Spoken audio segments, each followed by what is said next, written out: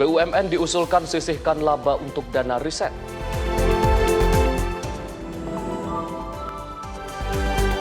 Mensesnek ungkap Latsarmil akan dilakukan evaluasi. Dukun Gana klaim kutuk Harry Kane di Piala Dunia.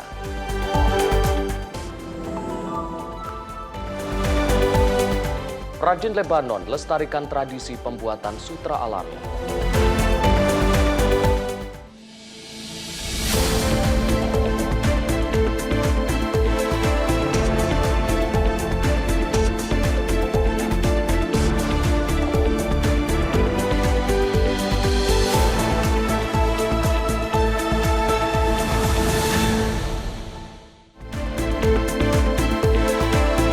Selamat pagi pemirsa, menemani Anda mengawali hari. Kami hadirkan rangkuman informasi teraktual seputar peristiwa dari dalam dan luar negeri. Bersama saya Arif Rifai, inilah Menyapa Indonesia Pagi.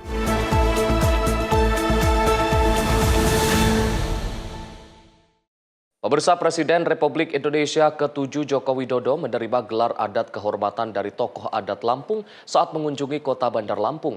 Gelar Baginda Pemuka Bangsa dianugerahkan sebagai bentuk penghormatan atas kiprah dan kepemimpinan Jokowi selama menjabat Presiden Republik Indonesia.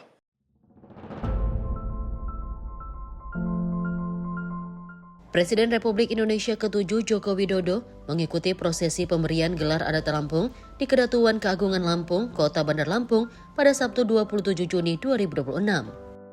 Kedatangan Jokowi disambut dengan prosesi adat Lampung yang diiringi tarian tradisional, tabuhan musik khas daerah, serta arak-arakan menuju lokasi pemberian gelar.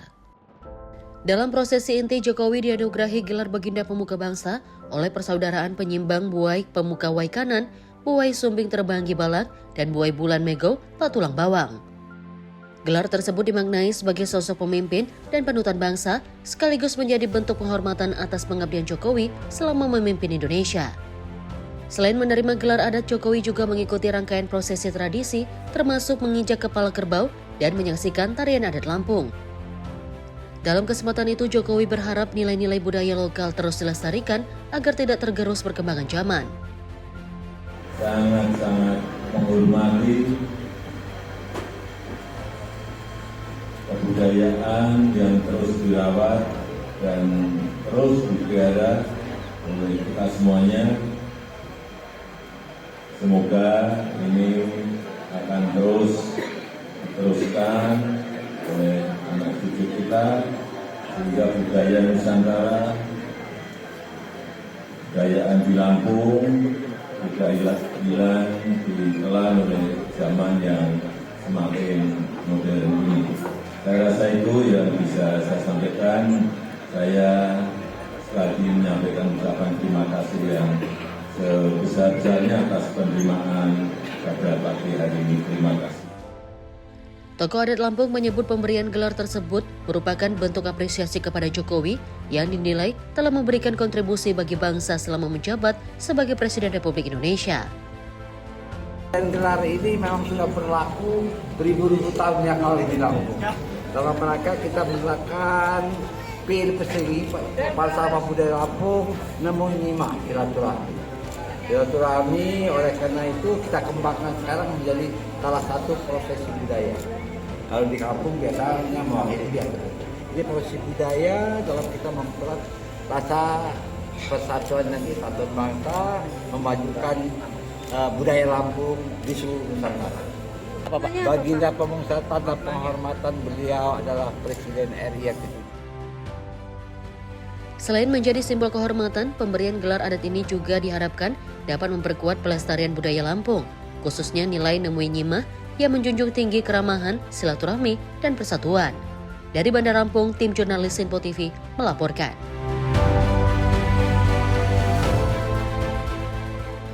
Sementara itu, Wakil Ketua Umum Partai Gerindra Prasetyo Hadi menanggapi perihal safari politik keliling Indonesia yang dilakukan Presiden ke-7 Joko Widodo. Prasetyo menilai hal tersebut tidak masalah mengingat Jokowi merupakan seorang tokoh nasional dan negarawan.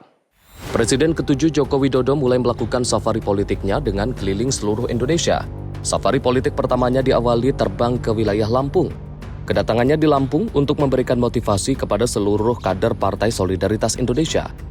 Menanggapi hal ini, Wakil Ketua Umum Partai Gerindra Prasetyo Hadi mengucapkan selamat kepada Jokowi yang telah kembali pulih kesehatannya. Pasalnya, Prasetyo mengatakan sebelumnya ayah dari Ketua Umum PSI, Kaisang Pangarep, sempat mengalami penurunan kondisi kesehatan. Dirinya juga tidak mempermasalahkan safari politik yang dilakukan Jokowi, mengingat Presiden ke-7 seorang tokoh nasional dan negarawan. Ya, kami menyampaikan selamat ya, karena akhirnya beliau sudah siap kembali ya. COVID, karena sebelumnya kan sempat berkurang fit ya. Dan sebagai tokoh dan negarawan ya, saya kira tidak ada masalah juga. Dari Jakarta, Fahrizal Ahmad Amin, Sinpo TV, melaporkan. Kita beralih ke informasi lain, pemerintah terus mendorong pengembangan kendaraan listrik sebagai bagian dari upaya memperkuat ketahanan energi nasional dan mendorong pertumbuhan industri dalam negeri. Di tengah target net zero emission dan dinamika pasar energi global, kendaraan listrik dinilai menjadi solusi strategis bagi masa depan transportasi Indonesia.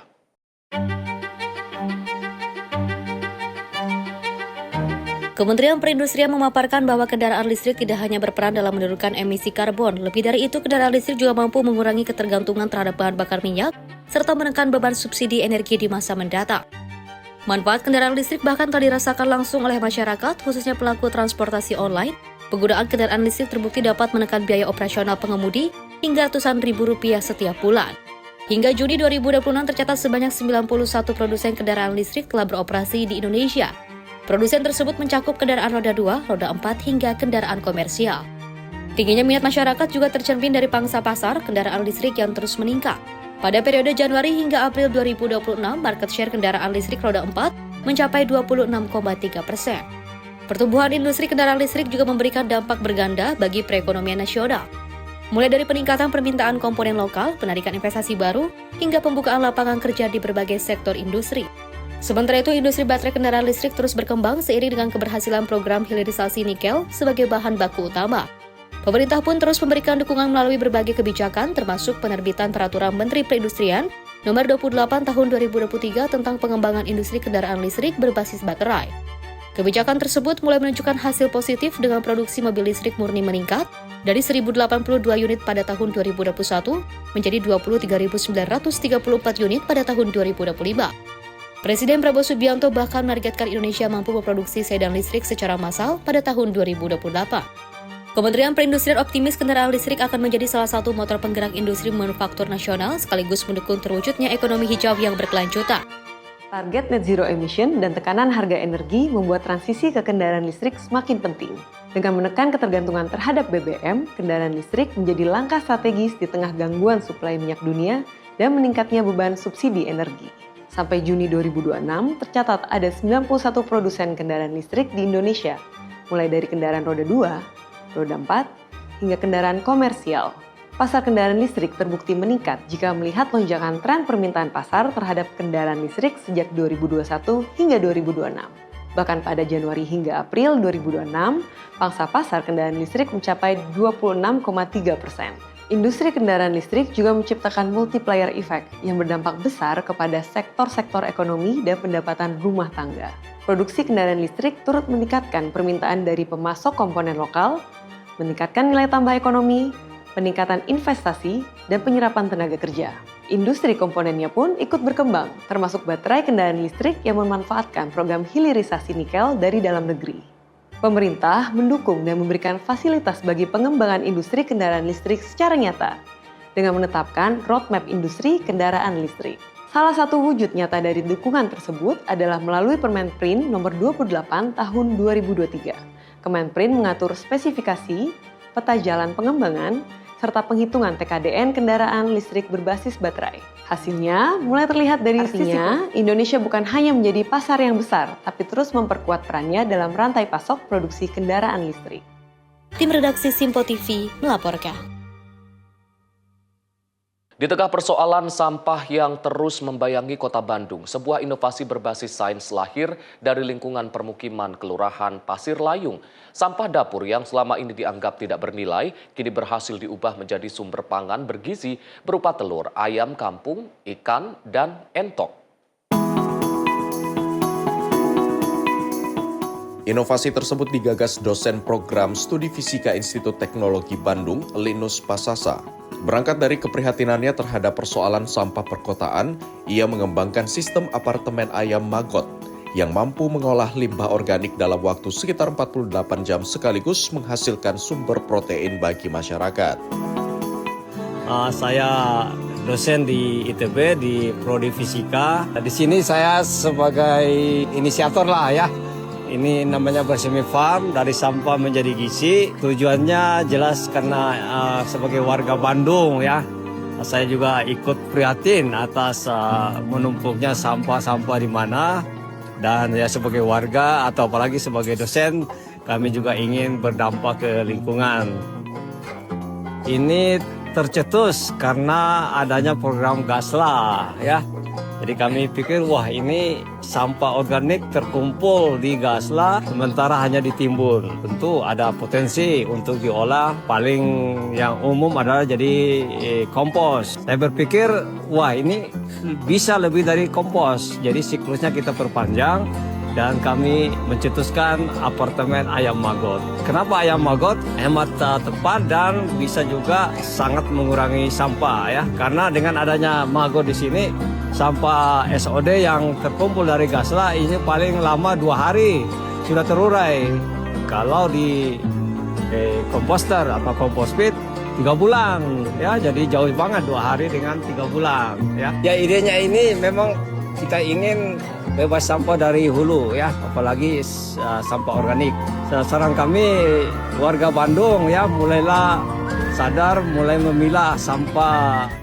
Berbeda dengan metode komposter yang membutuhkan waktu berbulan-bulan, sistem ini memanfaatkan larva lalat tentara hitam atau black soldier fly sebagai pengurai utama sampah organik. Maggot yang dihasilkan kemudian dimanfaatkan sebagai pakan ayam, ikan, dan entok sehingga tercipta siklus pengolahan yang nyaris tanpa limbah. Apartemen ayam Maggot dirancang secara vertikal agar sesuai dengan kondisi perkotaan yang memiliki keterbatasan lahan. Kandang ayam ditempatkan bertingkat, sementara area budidaya Maggot berada di bagian bawah dan memanfaatkan kotoran ternak sebagai sumber nutrisi.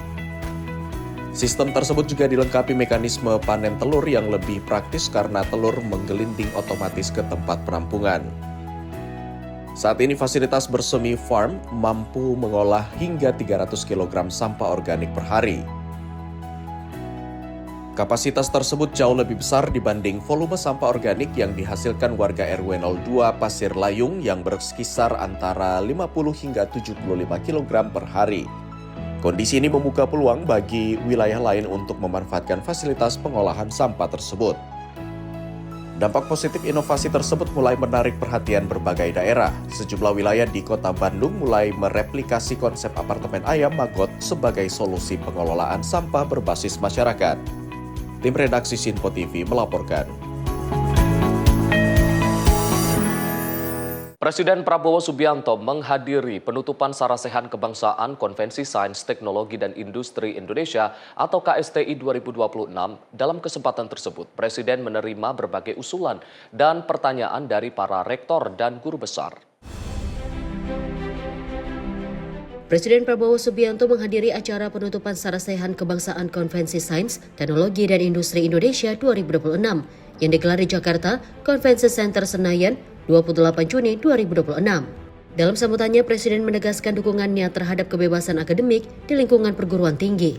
Menurutnya, kampus harus menjadi ruang untuk bertukar gagasan, berdebat secara ilmiah, dan melahirkan inovasi bagi kemajuan bangsa. Presiden Prabowo juga menyampaikan tidak keberatan untuk lebih sering berdialog dengan kalangan akademisi. Bahkan ia berencana merutinkan pertemuan dengan para rektor dan guru besar setiap bulan. Saya butuh jumpa dengan orang-orang pinter. Saya kasihan beberapa profesor yang tinggal di sekitar Jakarta itu. Bolak-balik dipanggil, ya kan? Saya dengar mereka itu tiap 2 jam buka handphone. Yang di Bandung pun tidak ada alasan karena sekarang ada Wush. Dipanggil ya 45 menit bisa di Jakarta kan gitu. Yang di Bandung pun saya perhatikan berapa pembantu saya waktu awal dilantik rambutnya masih bagus. Setelah 18 bulan semakin botak. Pada kesempatan itu, Presiden mengaku telah menerima berbagai usulan serta pertanyaan yang disampaikan para peserta sarasehan. Ia berjanji akan mempelajari dan memberikan perhatian terhadap setiap masukan yang diterima. Presiden menegaskan perbedaan pandangan merupakan hal yang wajar di dunia akademik. Menurutnya, kebebasan akademik harus dimanfaatkan untuk menghasilkan gagasan dan solusi yang berkontribusi bagi kemajuan Indonesia. Sarasehan Kebangsaan KSTI 2026 menjadi wadah dialog antara pemerintah dan kalangan akademisi dalam merumuskan gagasan strategis di bidang sains, teknologi, dan industri untuk mendukung pembangunan nasional. Tim redaksi Sinpo TV melaporkan.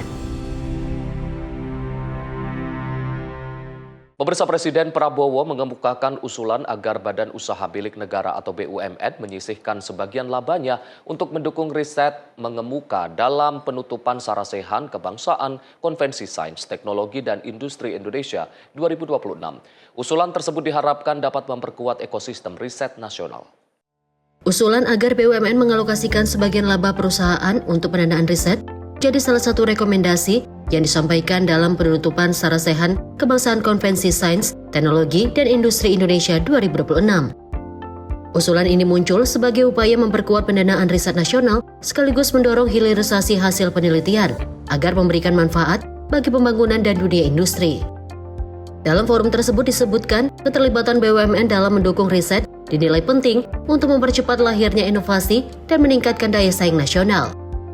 Presiden Prabowo Subianto yang menutup rangkaian Sarasehan menyatakan telah menerima berbagai usulan dari para rektor dan guru besar. Presiden berjanji akan menindaklanjuti dan mempelajari setiap masukan yang disampaikan. Diusulkan agar tiap BUMN mengalokasikan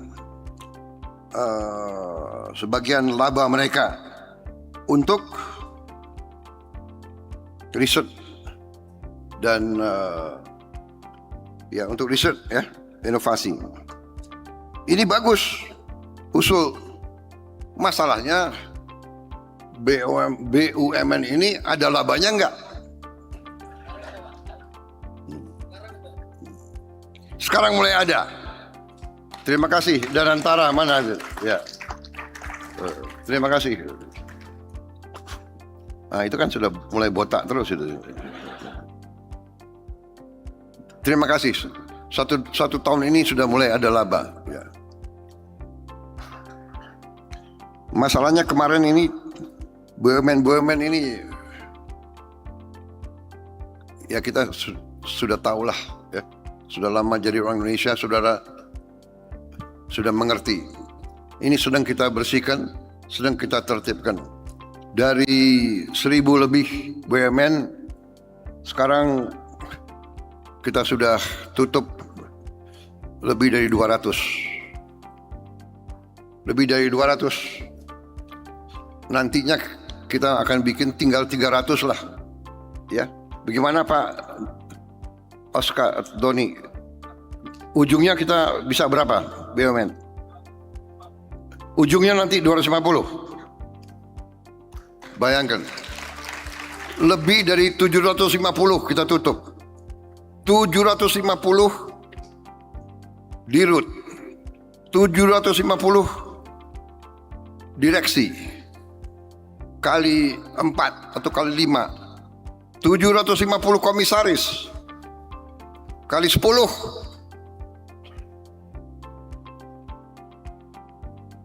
Overheadnya kayak apa, gajinya kayak apa. Saudara-saudara, ini uang rakyat semua. Perusahaan tidak untung, hanya bayar overhead. Saudara-saudara sekalian, kita mau sekarang rasional, efisien. Dan ini kita buktikan. Dan ini kita lakukan saya minta dalam tahun ini harus selesai. Ya.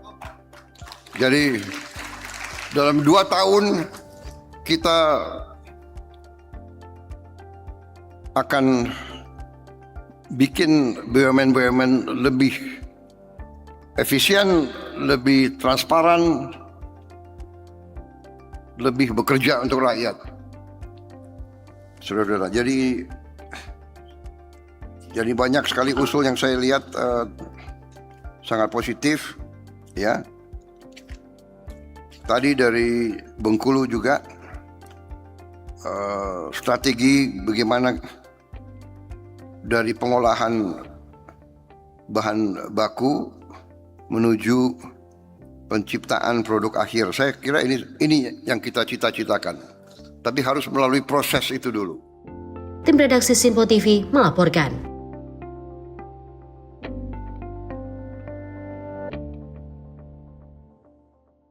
Langkah nyata pemerataan pendidikan di Indonesia Timur terus dilakukan pemerintah. Salah satunya terlihat di Sekolah Rakyat Menengah Pertama 19 Kupang, Nusa Tenggara Timur yang memberikan akses pendidikan dengan fasilitas modern bagi para siswanya.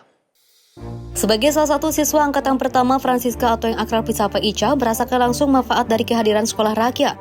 Ica mengaku kini dapat belajar dengan lebih maksimal berkat dukungan berbagai fasilitas pembelajaran yang modern dan memadai. Fasilitas seperti laptop dan smartboard membantu proses belajar menjadi lebih menarik, interaktif dan mudah dipahami oleh para siswa. Meski harus tinggal di asrama dan jauh dari orang tua, Ica tetap menjalani pendidikan dengan penuh semangat. Pesan dari orang tua untuk terus belajar dan mengejar cita-cita menjadi motivasi besar baginya dalam menempuh pendidikan. Ica bercita-cita menjadi seorang dokter umum agar kelak dapat membantu mengobati keluarga serta masyarakat di lingkungan sekitarnya. Perkenalkan, nama saya Francisca de Clara Butbesi, biasa disapa Ica. Saya kelas 71 siswa SMP 19 Kupang. Cita-cita saya ingin menjadi seorang dokter. Terima kasih Bapak Presiden karena Bapak telah membantu saya dalam studi saya untuk melanjutkan SMP. Kehadiran sekolah rakyat diharapkan dapat membuka lebih banyak kesempatan bagi anak-anak di daerah untuk mendapatkan pendidikan berkualitas dan meraih masa depan yang lebih baik. Tim redaksi Simpo TV melaporkan. Sementara itu, pemirsa, Presiden Prabowo Subianto memberikan bantuan seperangkat alat drum band kepada SDN Tegalega, Kabupaten Sukabumi. Bantuan tersebut diberikan sebagai bentuk apresiasi atas kreativitas para siswa yang berlatih menggunakan alat musik dari barang-barang bekas.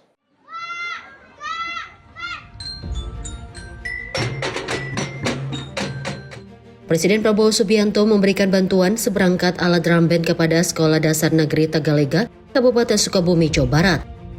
Bantuan tersebut diberikan setelah video para siswa yang berlatih drum band menggunakan alat musik dari kaleng dan wadah plastik bekas viral di media sosial.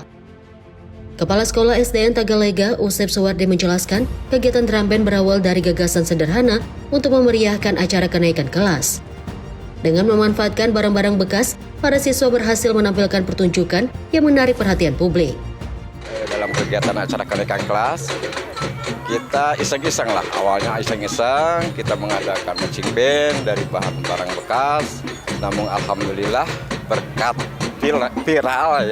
viral, sehingga SD kita menjadi viral. Terima kasih untuk Bapak Presiden maupun unsur instansi yang terkait, di mana sekolah kami memang sangat membutuhkan sarana prasarana demi kelancaran dan suksesnya program pendidikan. Kami berharap yang lainnya pun insya Allah mudah-mudahan cukup diperhatikan. Dan semoga apa yang saya terima hari ini bermanfaat, bisa dipelihara, bisa ya istilahnya sebagai promosi lah sekolah ya. Sehingga kedepannya siswa kami akan lebih banyak. Terima kasih. Para siswa juga mengaku senang dan bersyukur atas bantuan yang diberikan. Mereka berharap dapat berlatih dengan fasilitas yang lebih baik dan terus mengembangkan kemampuan di bidang seni musik. Terima kasih Pak Presiden, moga Presiden sehat selalu, banyak rezekinya. Pemberian bantuan ini menjadi wujud dukungan pemerintah terhadap pengembangan kreativitas anak-anak Indonesia, sekaligus menegaskan komitmen untuk mendorong pendidikan yang tidak hanya berfokus pada akademik, tetapi juga pengembangan bakat dan karakter siswa. Tim redaksi Simpo TV melaporkan.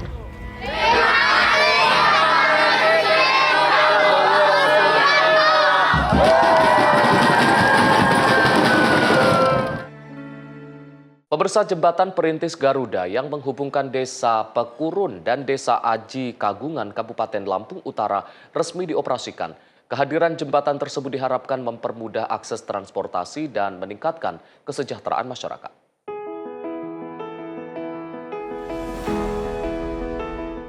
Peresmian jembatan perintis Garuda digelar di Desa Pekurun, Kecamatan Abung Pekurun, Kabupaten Lampung Utara.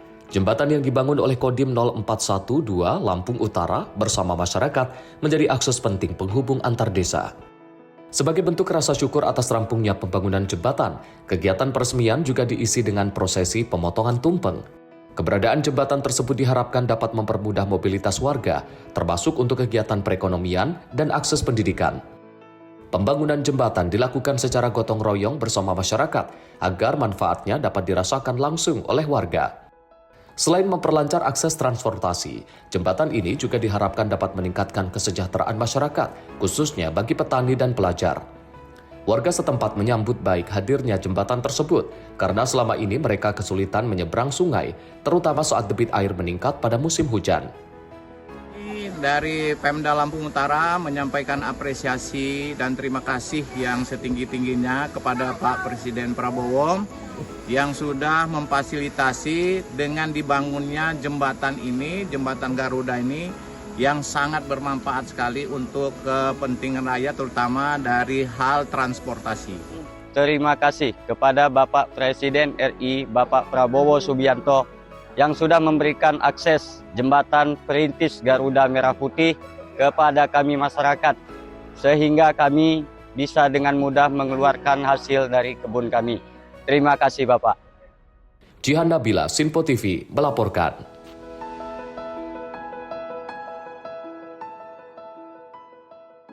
Pemirsa, Kemenhan sampaikan duka cita atas wafatnya 5 peserta SPPI. Simak informasinya usai jeda. Tetaplah bersama kami di Menyapa Indonesia Pagi.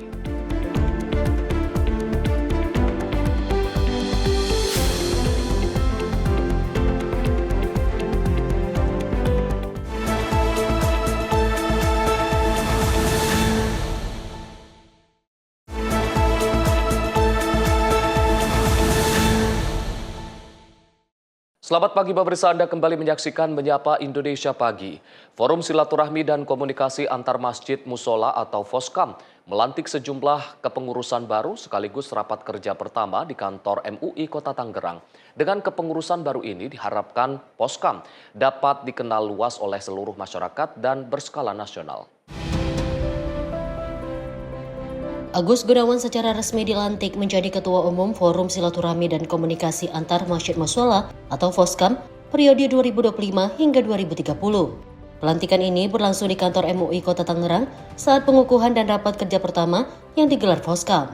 Agus mengatakan pihaknya akan membangun masjid dan musola di sejumlah daerah sebagai simbol peradaban umat Islam. Dirinya menyebut nantinya juga Foskam akan melakukan sinergi dengan pemerintah agar dapat memakmurkan tempat ibadah hingga memperkuat jaringan dakwah dan sosial.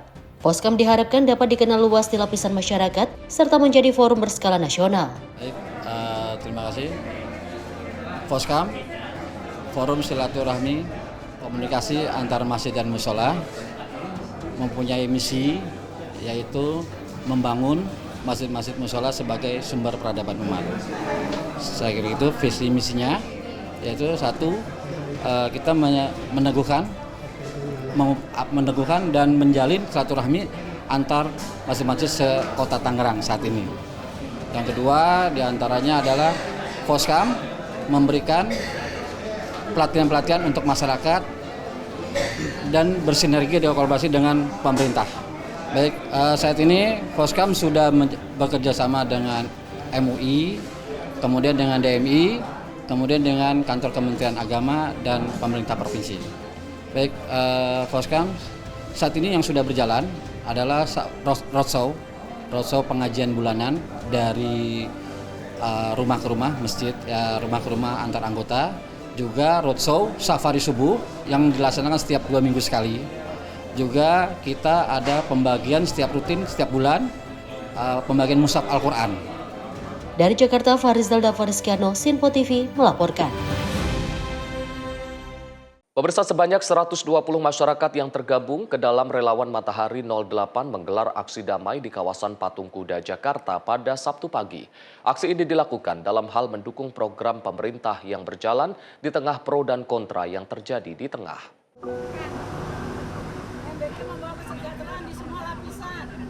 Aksi damai ini digelar di kawasan Monumen Nasional Jakarta Pusat dengan mengenakan kaos putih sebagai bentuk pernyataan dukungan bagi program strategis pemerintah saat ini. Sekretaris Jenderal Matahari 08 Des Afrina Afif menjelaskan, aksi ini dilakukan untuk memberikan dukungan terhadap hasil kebijakan pemerintah yang dinilai memberikan dampak nyata bagi peningkatan kesejahteraan masyarakat di tanah air. Dalam aksi damai ini ada 8 poin yang disampaikan, mulai dari penguatan tata kelola program makan bergizi gratis, penegakan hukum yang tegas dan berkeadilan, menjaga persatuan nasional, mendorong dialog konstruktif tanpa intimidasi, memprioritaskan kepentingan rakyat, menjaga situasi yang kondusif, menolak anarkistis, hingga siap berkolaborasi dalam perwujudan Indonesia maju. Karena kami yakini bahwa itu jelas untuk Indonesia lebih baik, lebih maju, dan rakyat yang lebih sejahtera. Hari ini kami memang tidak mau dalam skop yang besar, jadi kami kurang lebih sekitar 100 sampai 120 orang. Intinya adalah relawan Matahari 08, tetapi ada beberapa dari relawan lain, tapi tetap di bawah relawan Matahari 08. Kritik itu sebenarnya hak semua orang, tetapi harus disampaikan dengan baik, dengan santun, tidak anarkis, dan juga dengan data. Kebanyakan mereka-mereka yang mengkritik hanya berdasarkan like-dislike ya, bukan berdasarkan survei, bukan berdasarkan data yang ada. Karena banyak dari mahasiswa-mahasiswa itu sendiri sebenarnya tidak terjun juga ke bawah untuk melihat pelaku-pelaku yang menerima manfaat dari MBG tersebut. Ya mungkin kami lebih banyak kepada aksi untuk mensosialisasikan program pemerintah dan juga aksi sosial lainnya yang sudah kami jalani sebelumnya. Dari Jakarta, Max Montero Nabayu, Sinpo TV melaporkan.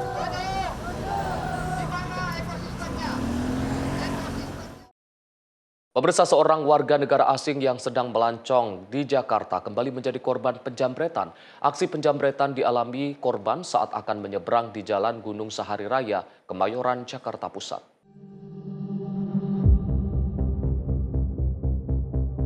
Pria warga negara asing asal Jerman ini sedang memperagakan aksi penjamretan yang dialaminya kepada petugas kepolisian. Korban bernama Birol Yilmaz menjadi korban penjamretan saat tengah berjalan kaki bersama teman wanitanya dari arah Bungur menuju Pasar Baru.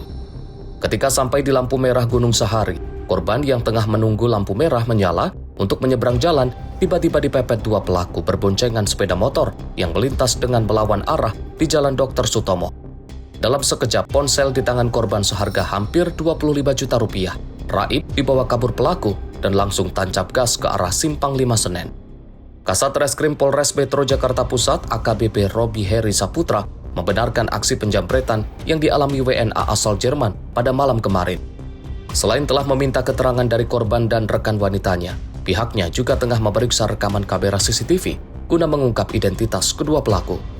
Jadi benar kami dari Polres Metro Jakarta Pusat menerima laporan dari seorang warga negara asing, inisial BY, warga negara Jerman, bahwa telah terjadi penjamretan pada malam sebelumnya atau malam Minggu tanggal 20 Juni 2026 pada pukul 23.00 di Jalan Dr. Sutomo, Gunung Sahari Selatan. Jadi yang bersangkutan ketika akan menyeberang jalan, kemudian sambil memegang handphone, didatangi oleh dua orang menggunakan sepeda motor, kemudian menarik handphonenya dan langsung melarikan diri. Aksi penjamretan yang dialami warga negara asing bukanlah kali pertama terjadi. Sebelumnya, seorang WNA asal Italia menjadi korban penjamretan di Pasar Baru, Pos Blok, Sawah Besar, dan aksi penjamretan juga dialami WNA asal Jerman di Bundaran HI, Menteng. Kejadian ini selayaknya menjadi bahan perhatian bagi kita semua agar selalu waspada ketika berada di luar rumah, mengingat aksi kejahatan jalanan di ibu kota kian marak terjadi. Dari Jakarta Pusat, Rizwanto Ahmad, Sinpo TV melaporkan.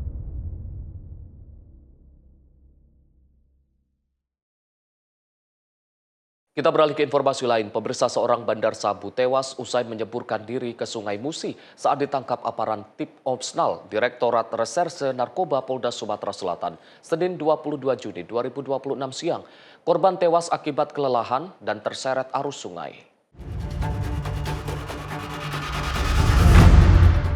Aparat Tim Opsnal Direktorat Reserse Narkoba Polda Sumatera Selatan, Senin 22 Juni 2026 siang, menggerebek rumah yang diduga menjadi tempat peredaran narkotika di Desa Lais, Kecamatan Lais, Kabupaten Musi, Banyu Asin. Penggerebekan dilakukan setelah petugas lebih dahulu menangkap dua tersangka berinisial L alias Lin dan JN dengan barang bukti sabu seberat 103 gram. Dari hasil pengembangan, petugas menduga sabu ini dipasok Ali Imron, seorang terduga bandar dan pemasok narkotika ke wilayah perkebunan serta pertambangan di Sumatera Selatan. Saat petugas melakukan penggerebekan di kediamannya, Ali Imron berupaya melarikan diri melalui jendela rumah dan langsung menceburkan diri ke Sungai Musi.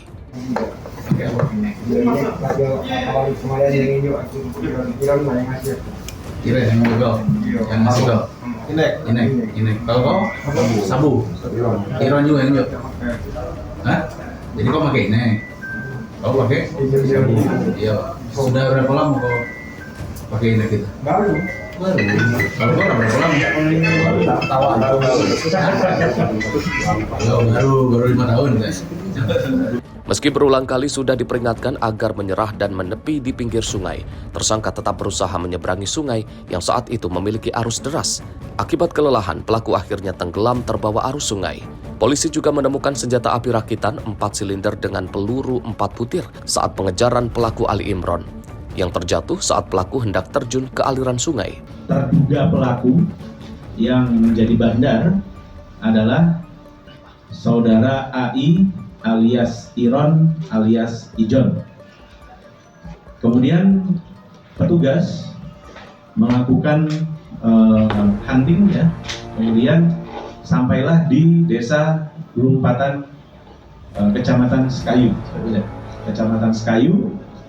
Kemudian pada saat akan melakukan penindakan, terduga pelaku ya, kalau ini tersangka, terduga pelaku AI itu melarikan diri, keluar dari mobilnya, melarikan diri, sudah diberi peringatan secara verbal untuk berhenti di tempat oleh petugas kita, namun tidak diindahkan. Setelah menerima laporan, petugas BPBD Musi Banyu Asin melakukan pencarian dan berhasil menemukan jasad Ali Imron dalam kondisi meninggal dunia. Jenazah selanjutnya dievakuasi dan dibawa ke rumah sakit terdekat untuk penanganan lebih lanjut, lalu diserahkan ke pihak keluarga. Sedangkan dua tersangka lainnya dan barang bukti diamankan ke Polda Sumsel. Polisi kini masih melakukan pengembangan untuk mengungkap jaringan peredaran narkotika yang diduga dikendalikan oleh tersangka. Dari Musi Banyu Asin, Sumatera Selatan, jurnalis Info TV melaporkan. Sementara itu, operasi pencarian terhadap seorang pria yang dilaporkan hanyut di kanal PLTU WNII, Kecamatan Bahodopi, Kabupaten Morowali, Sulawesi Tengah, berakhir duka. Korban ditemukan oleh tim SAR gabungan dalam kondisi meninggal dunia pada Kamis sore 25 Juni 2026. Tim SAR gabungan berhasil menemukan seorang pria yang dilaporkan hanyut di kanal PLTU WNII, Kecamatan Bahodopi, Kabupaten Morowali pada Kamis 25 Juni 2026. Korban bernama David, 42 tahun, ditemukan dalam kondisi meninggal dunia setelah dilakukan pencarian sejak siang hari. Informasi kejadian diterima Polsar Morowali setelah seorang saksi mendengar teriakan minta tolong dari arah kanal sekitar pukul 04:39 WITA. Saat mencari sumber suara, saksi melihat seseorang terbawa arus. Karena tidak memiliki perlengkapan penyelamatan, saksi kemudian meminta bantuan petugas keselamatan PT IMIM. Pencarian awal yang dilakukan pihak perusahaan belum membuahkan hasil sehingga laporan diteruskan kepada tim SAR. Tim Rescue Polsar Morowali tiba di lokasi sekitar pukul 13:15 WITA dan langsung melakukan penyisiran di sepanjang kanal hingga area muara. Korban akhirnya ditemukan pada pukul 16:10 WITA, sekitar 3 km dari titik awal kejadian.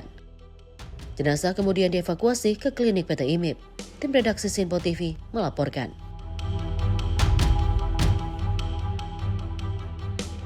Bea Cukai Soekarno-Hatta bersama Polresta Bandara Soekarno-Hatta dan Badan Narkotika Nasional berhasil menggagalkan 3 upaya penyelundupan narkotika dengan total barang bukti mencapai 17 kg. Modus yang digunakan beragam mulai dari pengiriman paket luar negeri hingga penyelundupan oleh penumpang pesawat.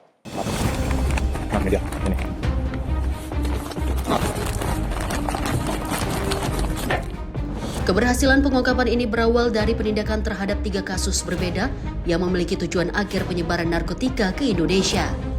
Kasus pertama melibatkan pengiriman paket dari Amerika Serikat yang berisi sekitar 10 kg ganja kering dalam bentuk bunga dengan tujuan pengiriman ke Bali, berdasarkan informasi awal dari Bea Cukai Tiongkok.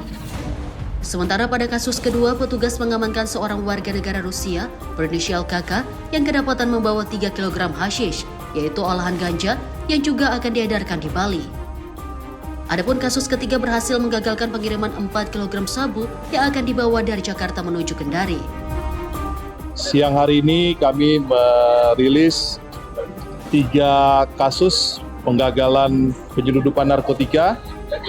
Yang menarik, 2 kasusnya adalah terkait dengan ganja, ada yang masih dalam bentuk bunga, ada yang sudah diolah dengan hashish, tujuannya ke Bali. Hasil penelusuran petugas menunjukkan bahwa jaringan penyelundupan ganja diduga menyasar konsumen warga negara asing yang berada di Bali. Meski demikian, penyidik masih mendalami keterkaitan antara kedua kasus tersebut. Dalam pengungkapan kasus hashish, aparat melakukan pengawasan secara tertutup untuk memetakan jaringan penerima di Indonesia. Petugas mengikuti pergerakan kurir hingga keluar bandara dan menemukan modus pengiriman melalui jalur darat menuju Bali untuk menghindari pemeriksaan ketat di transportasi udara. Dari hasil pengembangan, petugas berhasil menangkap sejumlah pihak yang diduga terlibat dalam jaringan tersebut, termasuk seorang pengendali di Denpasar. Sementara 1 orang lain yang diduga berperan sebagai aktor utama masih dalam pencarian dan diduga berada di luar negeri. Bagaimana sindikasi yang kita duga sebagai warga negara Rusia ini terungkap sempurna, karena mulai dari kurir yang membawa, memasukkan, menyelundupkan substansi narkotika tersebut ke Indonesia sampai kepada penjemputnya, dan yang menjadi perhatian kita adalah perintah untuk pengantaran pasca keluar dari Soekarno-Hatta, karena kita ikuti skenario mereka sesuai dengan keinginan mereka, itu tidak melalui jalur udara. Jadi mereka sudah sangat menghindari security check yang ada di udara, sehingga mereka memerintahkan pembawaan dari kurir ini melalui darat. Polresta Bandara Soekarno-Hatta menegaskan komitmen untuk menjadikan kawasan bandara sebagai zona merah bagi pelaku penyelundupan dan peredaran narkotika. Koordinasi dengan kejaksaan dan pengadilan terus dilakukan agar para pelaku mendapatkan hukuman maksimal sesuai ketentuan yang berlaku. Dan kami dari Polresta Bandara Soekarno-Hatta memastikan kami juga berkoordinasi dengan kejaksaan maupun dengan pengadilan untuk memberikan efek jera atau ancaman pidana yang seberat-beratnya bagi para pelaku. Kita berharap dengan apa yang kami lakukan ini bisa memberikan warning kepada calon-calon pelaku maupun para pedagang dan para penyalahguna narkotika agar hindari penyalahgunaan perdagangan narkotika. Sinergi antara Bea Cukai, BNN, dan Polri kembali membuktikan efektivitas pengawasan di pintu masuk negara. Aparat menegaskan akan terus memperketat pengawasan dan memburu jaringan internasional yang terlibat dalam upaya penyelundupan narkotika ke Indonesia. Dari Tangerang, Mujab Latumairisa, Sinpo TV melaporkan. Kita beralih ke informasi lain. Pemirsa, Kementerian Pertahanan menyampaikan duka cita mendalam atas meninggalnya 5 peserta program Sarjana Penggerak Pembangunan Indonesia Koperasi Desa Kelurahan Merah Putih atau SPPI KDKMP. Kementerian Pertahanan mengkonfirmasi jumlah peserta yang meninggal dunia saat mengikuti pelatihan dasar militer atau Latsarmil bertambah menjadi 5 orang. Dalam konferensi pers di Jakarta, Kepala Badan Pengembangan Sumber Daya Manusia Kementerian Pertahanan, Majen TNI Ketut Gede Wetan Pasria, menyampaikan duka cita mendalam atas wafatnya 5 peserta program Sarjana Penggerak Pembangunan Indonesia Koperasi Desa Kelurahan Merah Putih. Kementerian Pertahanan mengonfirmasi jumlah peserta yang meninggal dunia saat mengikuti pelatihan dasar militer bertambah menjadi 5 orang. Menurut Ketut, seluruh peserta yang meninggal telah menjalani pemeriksaan kesehatan sebelum mengikuti pelatihan dasar militer. Meski demikian, masing-masing peserta memiliki riwayat dan kondisi medis yang berbeda. Seluruhnya juga telah mendapatkan penanganan medis di satuan pendidikan masing-masing sebelum dirujuk ke rumah sakit. Dengan mengikuti proses seleksi hingga tahap pendidikan, peserta pada prinsipnya telah menyatakan kesediaan untuk mengikuti seluruh rangkaian program sesuai ketentuan yang berlaku. Antusiasme peserta juga menunjukkan bahwa program ini dipandang sebagai kesempatan untuk berkontribusi dalam pembangunan desa, penguatan ekonomi kerakyatan, sekaligus membuka ruang pengabdian dan kesempatan kerja di berbagai wilayah Indonesia. Pertama-tama, atas nama Kementerian Pertahanan Republik Indonesia, Panitia Seleksi Nasional dan seluruh penyelenggara program Sarjana Penggerak Pembangunan Indonesia menyampaikan duka cita yang sedalam-dalamnya atas wafatnya 5 peserta program SPPI KDKMP KNMP tahun 2026. Kelima peserta yang meninggal dunia yaitu Yonanda Muhammad Taufik yang wafat pada 17 Juni, Anissa Musyawaroh pada 18 Juni, Novia Ramadan pada 22 Juni, Muhammad Rifki Renaldi pada 25 Juni, serta Nola Diasari pada 26 Juni 2026. Dari Jakarta Pusat, tim jurnalis Info TV melaporkan. Sementara itu, Menteri Sekretaris Negara Prasetyo Hadi merespon meninggalnya 3 peserta latihan dasar militer, calon pengelola Koperasi Desa Merah Putih dan Kampung Nelayan Merah Putih. Dirinya menyampaikan duka cita serta akan melakukan evaluasi dalam latihan dasar militer. 3 peserta program Sarjana Penggerak Pembangunan Indonesia, Koperasi Desa Merah Putih dan Kampung Nelayan Merah Putih meninggal dunia saat latihan dasar militer. Ketiga peserta tersebut meninggal dunia dikabarkan adanya permasalahan dengan kondisi kesehatan. Menanggapi hal ini, Menteri Sekretaris Negara Prasetyo Hadi mengatakan akan melakukan evaluasi dalam latihan dasar militer bagi calon pengelola Kopdes dan KNMP. Prasetyo juga menyebut tidak ada ditemukannya indikasi kelalaian dalam peristiwa tersebut. Dilakukan semua proses kan kita lakukan. Ada misalnya salah prosedur itu kita perbaiki, dan kalau salah prosedur itu ada yang mengarah kepada hal-hal kelalaian, itu juga bagian dari indikasi kelalaian itu. Untuk 3 kasus yang meninggal itu sudah ditemukan ya, karena kan itu kalau kami dengar laporan itu baru di hari pertama, hari kedua ya. Kita tentunya pertama kita menyampaikan keprihatinan, duka cita yang mendalam. Tapi mari kita terus untuk Pak Presiden monitor semua. Dari Jakarta, Farizal Ahmad Amin, Sinpo TV melaporkan. Sekretaris Jenderal Kementerian Pertahanan Letjen TNI Tri Budi Utomo meninjau pelaksanaan program Sarjana Penggerak Pembangunan Indonesia atau SPPI tahun anggaran 2026. Peninjauan dilakukan untuk memastikan proses pendidikan dan pembinaan peserta berjalan sesuai standar. Sekretaris Jenderal Kementerian Pertahanan Letjen TNI Tri Budi Utomo melakukan kunjungan kerja ke Satuan Pendidikan SPPI Mernat 1 Marinir, Jakarta pada Jumat lalu. Kunjungan ini bertujuan memastikan pelaksanaan program Sarjana Penggerak Pembangunan Indonesia tahun anggaran 2026 berjalan dengan baik, aman, dan sesuai standar yang telah ditetapkan. Dalam peninjauan tersebut, Sekjen Kemhan mengamati secara langsung proses pendidikan, pembinaan, serta pendampingan yang diberikan kepada para peserta didik. Selain di Satdik SPPI Mernat 1 Marinir, Tri Budi Utomo juga meninjau pelaksanaan program SPPI di Satdik Kolat Armada 1 Kodamar, Jakarta Utara. Melalui peninjauan ini, Kementerian Pertahanan berupaya memastikan seluruh satuan pendidikan mampu menyelenggarakan program SPPI secara optimal, guna mencetak sumber daya manusia yang berkualitas dan siap mendukung pembangunan nasional. Tim redaksi Sinpo TV melaporkan. Satgas Mitigasi Pemutusan Hubungan Kerja atau PHK mengaku telah mendapatkan informasi mengenai potensi PHK yang dilakukan oleh 2 perusahaan otomotif di Jawa Timur. Ketua Satgas Mitigasi PHK Prasetyo Hadi mengatakan 2 perusahaan tersebut menunda sementara perpindahannya ke negara Vietnam. 2 perusahaan komponen otomotif di Jawa Timur dikabarkan akan memindahkan sebagian lini produksinya ke negara Vietnam. Hal ini berpotensi menyebabkan pemutusan hubungan kerja atau PHK sebanyak ribuan pekerja. Ketua Satgas Mitigasi PHK Prasetyo Hadi mengatakan bahwa 2 perusahaan tersebut menunda rencananya untuk hengkang dari Indonesia.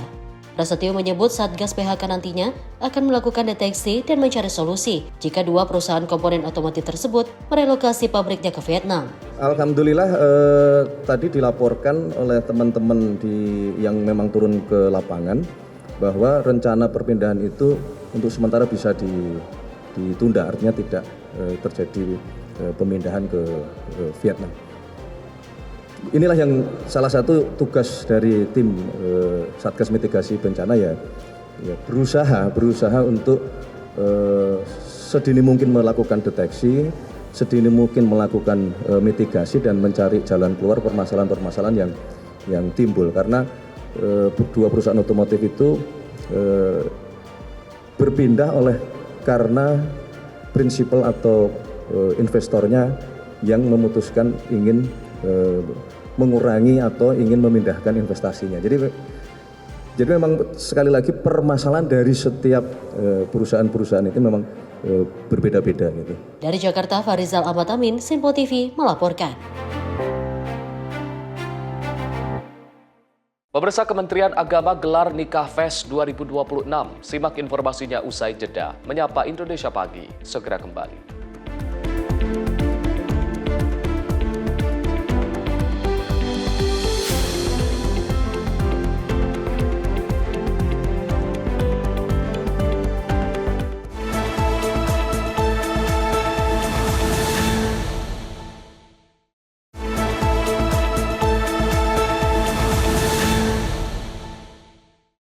Selamat pagi pemirsa, Anda kembali menyaksikan Menyapa Indonesia Pagi.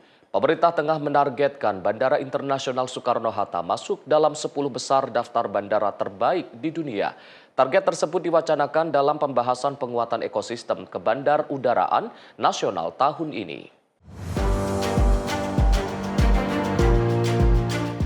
Menteri Koordinator Bidang Infrastruktur dan Pembangunan Kewilayahan Agus Harimurti Yudhoyono menjelaskan target ini difokuskan dalam upaya pembenahan tata kelola bandar udara di tanah air, khususnya pada 36 bandara internasional yang aktif saat ini.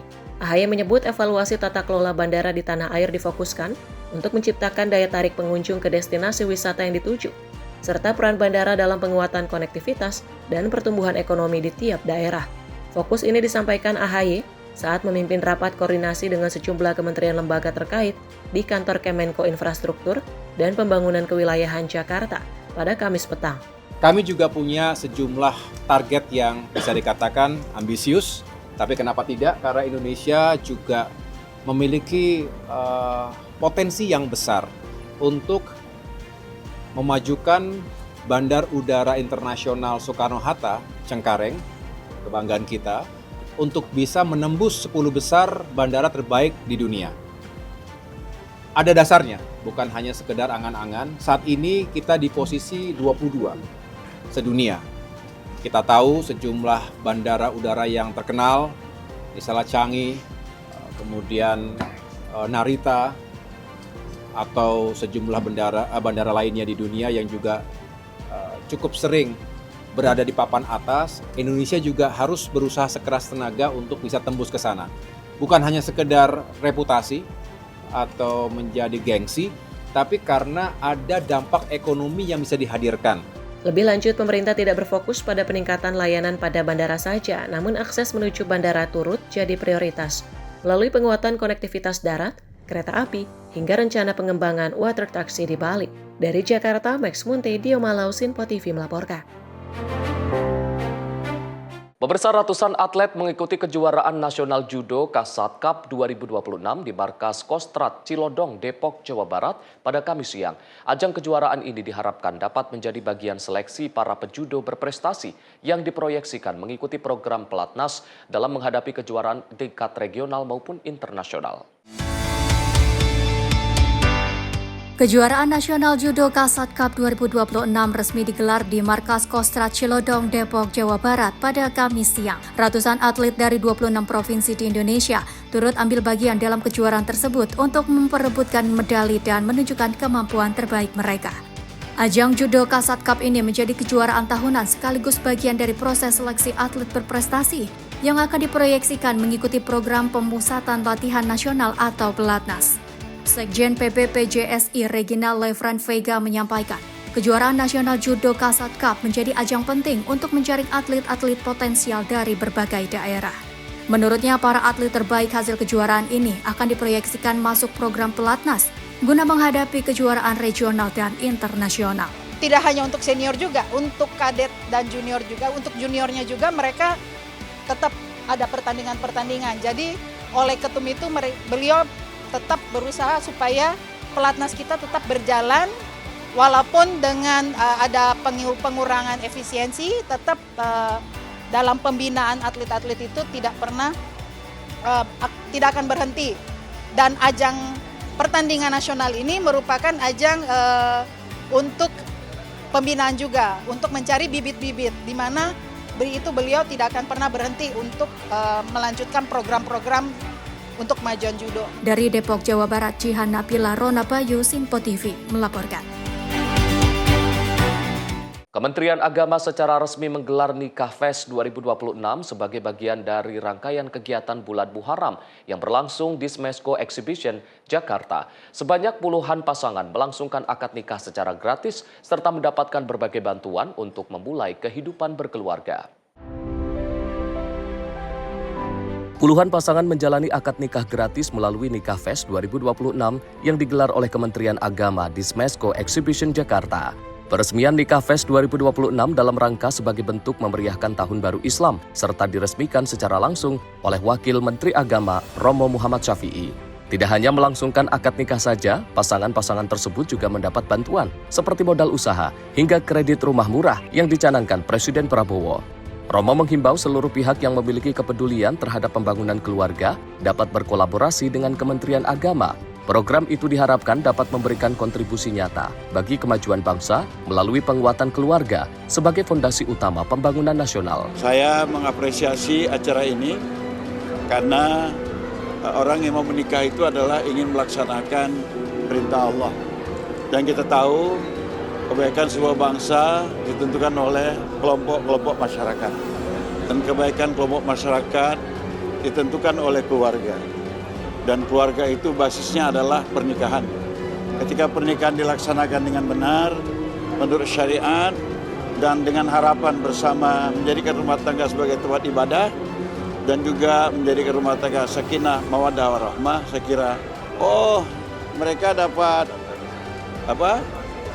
transport, bantuan modal usaha, bantuan mahar, ya, kemudian bebas administrasi semuanya gratis. Jadi udah gratis dapat bantuan usaha, kemudian dapat bantuan perumahan. Jadi rumah murah yang dicanangkan Presiden melalui Kementerian Perumahan, yaitu rumah murah, itu mereka mendapatkan fasilitas untuk mudah mengakses dan dibantu bagaimana cara mendapatkan kredit rumah murah itu. Saya kira ini luar biasa, mungkin nikah selanjutnya semua kementerian yang terkait dengan keutuhan keluarga untuk memajukan keluarga bisa berkolaborasi. Dari Jakarta, Fahrizal dan Fariskiano, Sinpo TV melaporkan. Kementerian Pariwisata mengajak keluarga Indonesia memanfaatkan libur sekolah untuk mengeksplorasi destinasi domestik melalui kampanye liburan cara baru dengan hashtag di Indonesia aja. Program ini mendorong masyarakat menikmati wisata yang dekat, mudah dijangkau dan terjangkau seperti desa wisata, taman kota atau museum.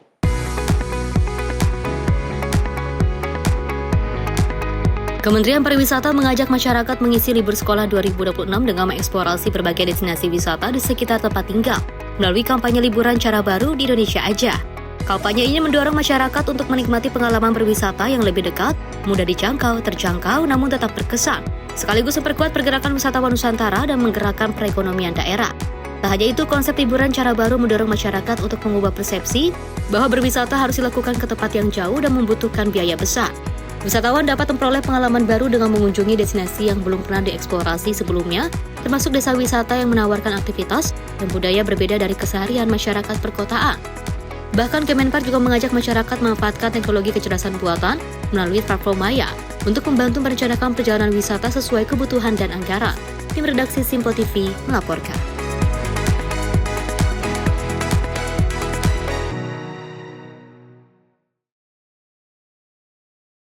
Sementara itu, pemirsa, puluhan ribu masyarakat menyambut antusias puncak Hari Ulang Tahun Kota Jakarta ke-499 tahun di kawasan Bundaran Hotel Indonesia sejak Sabtu siang hingga malam. Beragam instalasi dan pertunjukan disuguhkan Pemprov DKI Jakarta dalam tajuk Pesta Rakyat Jakarta kali ini. Melihat usia Kota Jakarta, masyarakat menaruh perhatian serius dan harapan terkait kemajuan kota ini, mulai dari kebersihan lingkungan, kemacetan, dan sejumlah kebijakan ke depannya. Untuk melihat bagaimana harapan masyarakat serta hiruk-pikuk puncak ulang tahun Kota Jakarta tahun ini, berikut liputan tim Simpo TV Max Munte dan juru kamera Rona Bayu.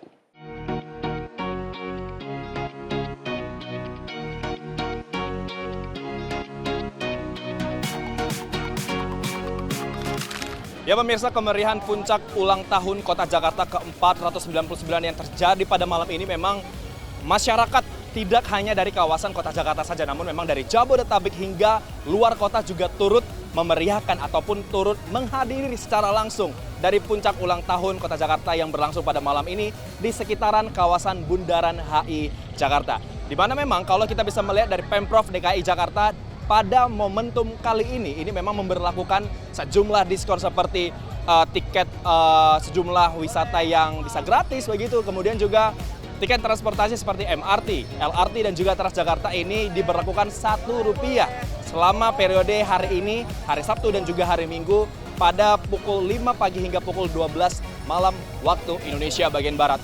Kalau memang bisa dilihat dari kawasan Bundaran HI ini memang dipadati sejak pukul 2 siang lebih tepatnya, di mana memang kemeriahan ini dimulai pada pukul 3 petang hingga nanti pada pukul 10 malam waktu Indonesia bagian Barat.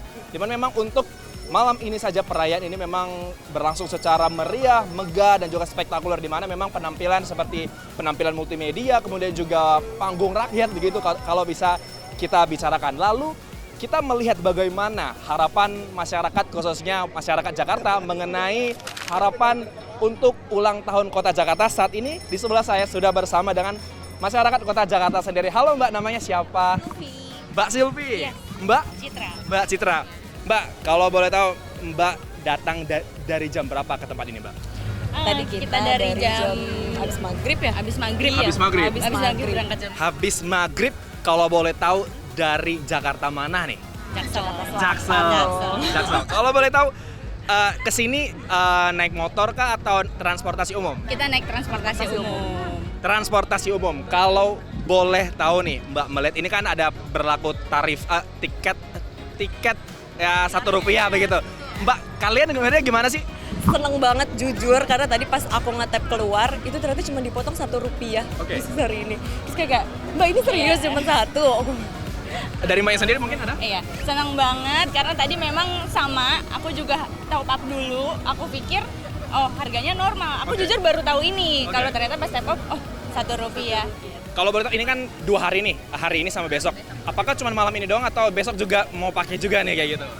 Jujur pengen sih ya, kapan lagi kan? Rp1. Karena besok masih ada CFD kan? Betul. Berarti dimanfaatin begitu.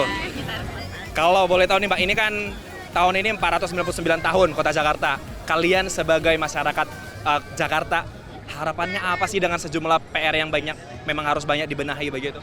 Kalau harapan aku untuk ulang tahun Kota Jakarta nanti ke depannya, baik Pemprov ataupun warganya, kita harus sama-sama kompak menjaga kotanya, karena kerjasama antara Pemprov dan warganya itu sangat dibutuhkan untuk membangun kota yang lebih baik. Dari mbaknya sebelahnya, apa gitu harapannya begitu?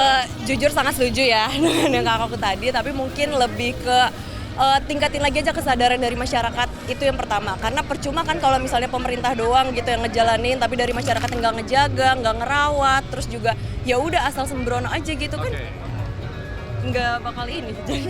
Tadi harapannya cukup detail, cukup subjektif dan objektif begitu.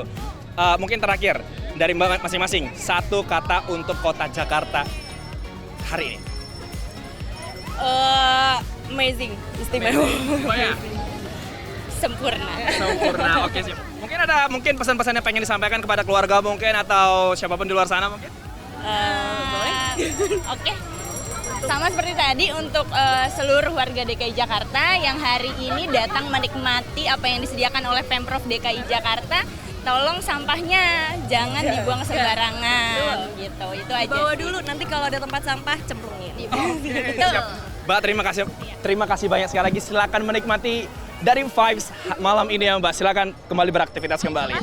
Pemirsa, memang tadi dari masyarakat yang tadi kita coba ajak berbincang, memang ini memang memperkatakan ataupun memang mengharapkan terkait dengan kebersihan lingkungan dan juga sejumlah hal-hal yang memang harus ditingkatkan dan juga harus dibenahi dari Kota Jakarta. Mengingat memang untuk tahun depan ini memang usia dari Kota Jakarta sudah sebesar ataupun sudah berusia 5 abad. Dan pastinya memang dari harapan ini memang sebagian kecil dari masyarakat menginginkan ataupun adanya peningkatan lebih masif dan juga lebih tanggap terkait dengan kondisi Kota Jakarta saat ini. Dan dari tim Sinpo TV juga mengucapkan selamat ulang tahun Kota Jakarta ke-499. Dari Jakarta, Max Munte, Rona Bayu, Sinpo TV melaporkan. Pemirsa, di lereng Gunung Bromo, doa-doa mengalir bersama angin pegunungan. Setiap tahun suku Tengger menjalani Yadya Kasada, sebuah ritual yang menyatukan rasa syukur, harapan, dan kepercayaan yang telah hidup berkelanjutan dari generasi ke generasi.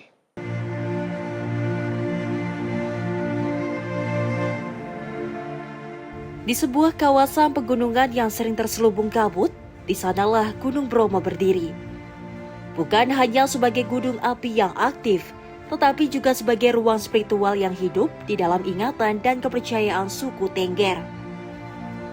Di setiap pertengahan tahun, ketika bulan Kasada dalam kalender suku Tengger tiba, Gunung Bromo kembali menjadi ruang perjumpaan antara manusia dan keyakinan yang telah hidup berabad-abad. Sebelum cahaya matahari menyentuh kawah, jalur terjal menuju puncak sudah dipenuhi langkah-langkah sunyi para pelaku ritual. Mereka membawa hasil bumi, buah-buahan, sayuran, hingga ungkapan syukur yang diwujudkan dalam bentuk sesajen menyusuri kabut dan abu yang menyelimuti pegunungan. Di tepi kawah, sesajen itu kemudian dilepaskan ke rongga bumi yang menganga, seolah menitipkan harapan kepada alam yang lebih besar dari kehidupan itu sendiri. Di bawahnya, sejumlah warga menanti dengan jaring sederhana, menangkap apa yang jatuh sebagai simbol kepercayaan akan berkah yang datang tanpa diduga. Kita nanti naik ke kawah Gunung Bromo melakukan lapuh hasil bumi kita. Di sore hari kita tutup dengan pujan Kasada. Itu sudah akhir dari kegiatan Yadnya Kasada. Sore hari rangkaian upacara itu kemudian menemukan penutupnya dalam sunyi yang hikmat. Masyarakat melantunkan doa-doa yang mengalir seolah menjembatani rasa syukur setelah seluruh rangkaian ritual selesai dilaksanakan. Bagi masyarakat Tengger, Yadnya Kasada bukan sekedar upacara, melainkan cara untuk menyapa alam, menghormati leluhur, dan menjaga hubungan yang tidak terputus antara manusia dan kehidupan itu sendiri. Tim redaksi Sinpo TV melaporkan.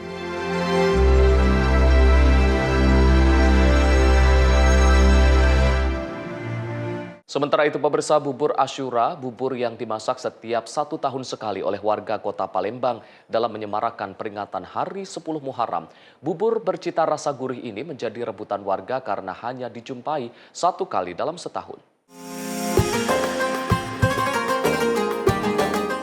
Warga berdesak-desakan membawa mangkuk dan piring hanya untuk mendapat satu sajian bubur Asyura dengan cita rasa gurih. Meski memiliki cita rasa sederhana, bubur ini dirindukan karena hanya bisa dijumpai 1 tahun sekali. Setelah dicuci bersih, puluhan kilo beras ini langsung dimasak dalam jangka waktu lama hingga menjadi adonan bubur. Pembuatan bubur Asyura dilakukan oleh warga sejak pagi hari dengan terus mengaduk bubur agar tak gosong. Jika sudah menjadi bubur, adonan dicampur dengan santan murni untuk menambah cita rasa gurih. Setelah matang, bubur disajikan dengan topping ayam suwir dan telur dadar yang diiris tipis. Jika ingin pedas, warga akan menambahkan sambal goreng. Sejumlah masjid dan mushola masih melestarikan kegiatan ini lantaran dapat memberi manfaat kepada warga. Untuk memperingati 10 Muharram ini 1448 Hijriah. Biasanya kami setiap tahun mengadakan acara seperti ini. Seperti masak-masak bubur kan. Dan setelah masak nanti bubur ini akan dibagikan kepada masyarakat di sekitar sini dan sekitarnya. Ada berapa banyak ini beras yang dimasak pada hari ini?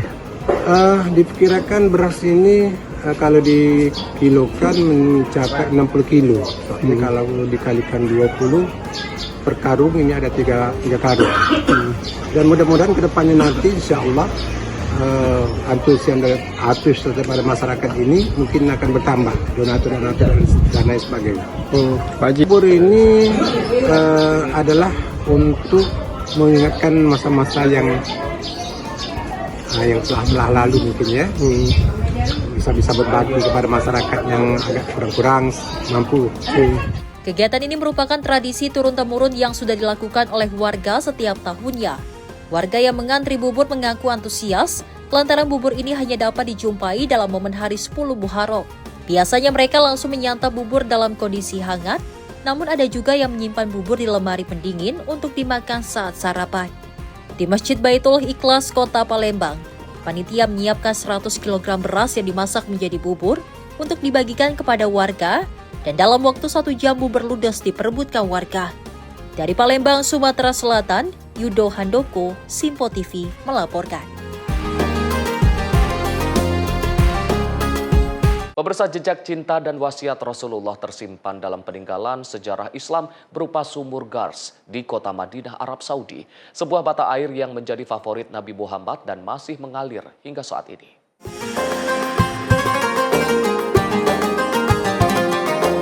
Terletak 4 km dari Masjid Nabawi dan 1,5 km dari Masjid Kuba, mata air sumur Gars masih mengalir deras hingga saat ini.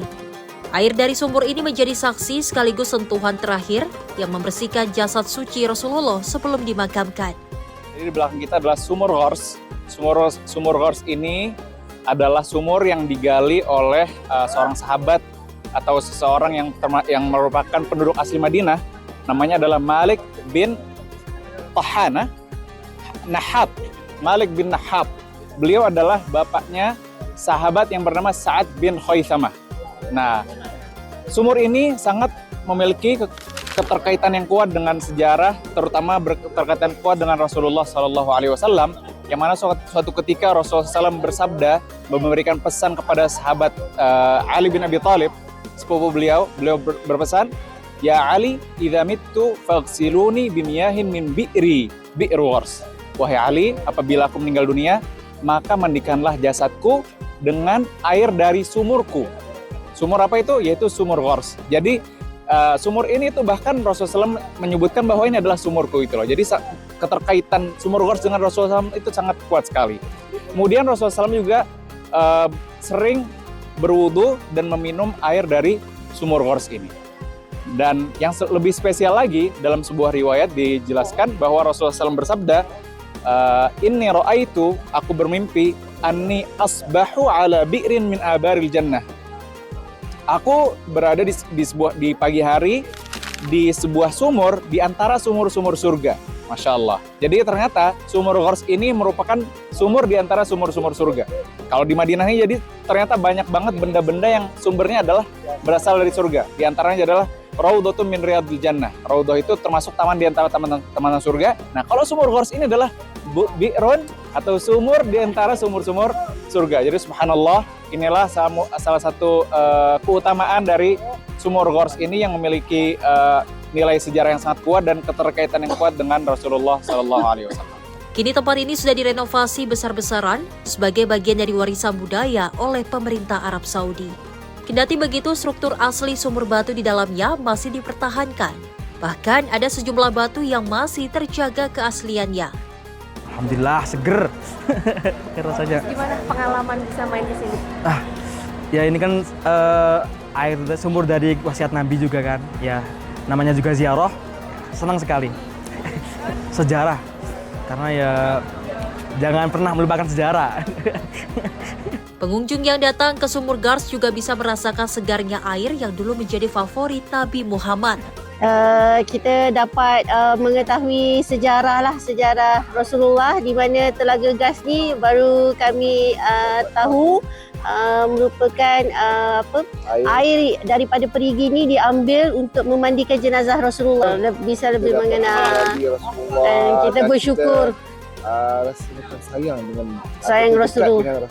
Semakin dekat dengan Rasulullah, kita semakin mengenali dan rasa semakin dekat dan semakin bertambah mencintai Rasulullah. Masya Allah, kami memang berhajat untuk menelusuri perjalanan Nabi Muhammad SAW, di mana lokasi-lokasi yang baginda SAW pernah datang dan menjadi tempat kegemaran baginda. So perigi Ghars ni adalah salah satu daripadanya. Masya Allah, setelah dapat melihat kawasan perigi ni, sumur ini, dan kami dapat merasa airnya yang satu ketika dahulu sebelum Nabi minum, airnya adalah masin. Setelah Nabi minum dan dituangkan semua ke dalam sumur ini menjadi air tawar dan boleh diminum oleh kita semua sehingga hari ini. Dan ya, sumur ini juga digunakan sumber airnya untuk memandikan jenazah baginda SAW.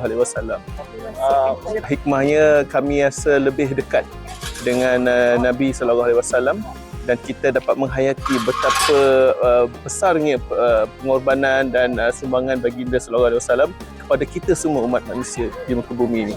Tersedia fasilitas keran air siap minum yang telah melewati proses penyaringan tanpa mengurangi kandungan mineral alami di dalamnya. Berkunjung ke Sumur Gars, pengunjung tidak dikenakan biaya masuk alias gratis. Jam operasional buka dari pukul 16.00 sampai pukul 10 malam. Dari Madinah, Arab Saudi, Ferdi Setiawan, Simpo TV, Media Center Haji 2026.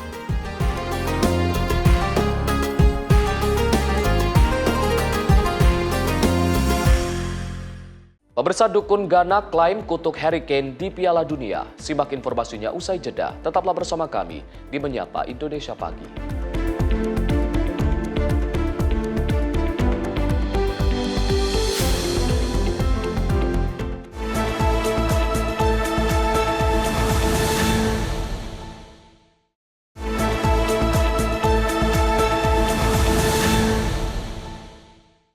Selamat pagi pemirsa, Anda kembali menyaksikan Menyapa Indonesia Pagi.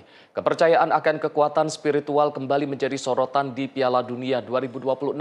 Seorang dukun tradisional Ghana mengaku sengaja memblokir penyerang Inggris Harry Kane sebelum laga kontra Ghana yang berakhir imbang tanpa gol.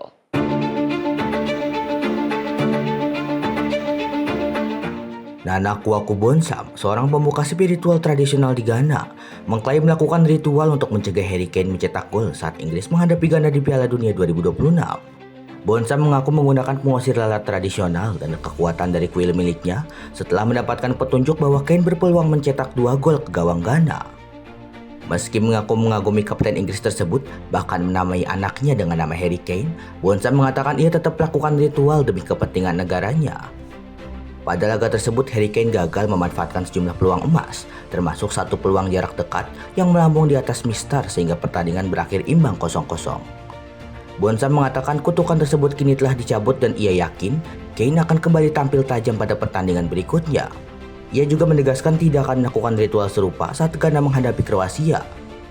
Ini bukan kali pertama Bonsam mengeluarkan klaim serupa. Pada Piala Dunia 2014, ia pernah mengaku mengutuk Cristiano Ronaldo menjelang laga Portugal melawan Ghana, meski saat itu Ronaldo tetap berhasil mencetak gol. Tim redaksi Simpo TV melaporkan. Sementara itu, seorang pastor kelahiran Argentina menyampaikan undangan khusus kepada Lionel Messi dan tim nasional Argentina untuk menghadiri misa dan menerima berkat selama berada di Dallas, Amerika Serikat, jelang Piala Dunia FIFA 2026.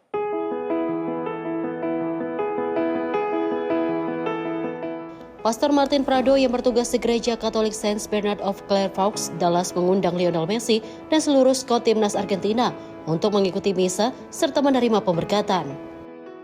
Sebagai kelahiran Argentina dan penggemar sepak bola, Prado mengaku telah lama berharap dapat mendekatkan para pemain tim nasional kepada kehidupan rohani melalui pelayanannya sebagai imam.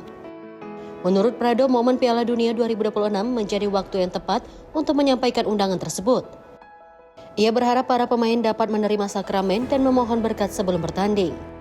Hingga kini belum ada tanggapan resmi dari Lionel Messi maupun tim nasional Argentina. Namun bagi Prado, yang terpenting adalah pesan agar para pemain memiliki kesempatan untuk mendekatkan diri kepada Tuhan. Prado juga mengaku berharap Argentina mampu mempertahankan gelar juara dunia pada Piala Dunia 2026. Menurutnya, semangat berkompetisi dan keinginan menjadi yang terbaik sudah menjadi bagian dari karakter masyarakat Argentina. Kota Dallas menjadi salah satu tuan rumah Piala Dunia FIFA 2026. Stadion di kota tersebut dijadwalkan menjadi lokasi 9 pertandingan, termasuk laga fase grup, babak gugur, dan 1 pertandingan semifinal. Tim redaksi Sinpo TV melaporkan.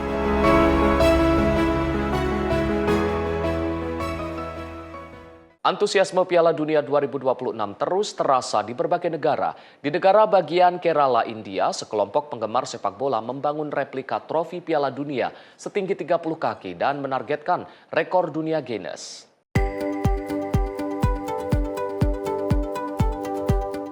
Sebuah replika trofi Piala Dunia berwarna emas setinggi 30 kaki kini menjadi ikon baru di sebuah desa di negara bagian Kerala, India. Monumen raksasa ini dibangun oleh sekelompok penggemar sepak bola sebagai bentuk dukungan terhadap Piala Dunia FIFA 2026. Mereka berharap karya tersebut dapat tercatat sebagai replika trofi Piala Dunia terbesar di dunia dalam Guinness World Record. Salah satu penggagas Yasir Putiyadad mengatakan proyek ini berawal dari keinginan untuk menciptakan sesuatu yang unik bagi masyarakat. Menurutnya, pembangunan replika berhasil diselesaikan dalam waktu kurang dari 1 pekan berkat dukungan warga setempat.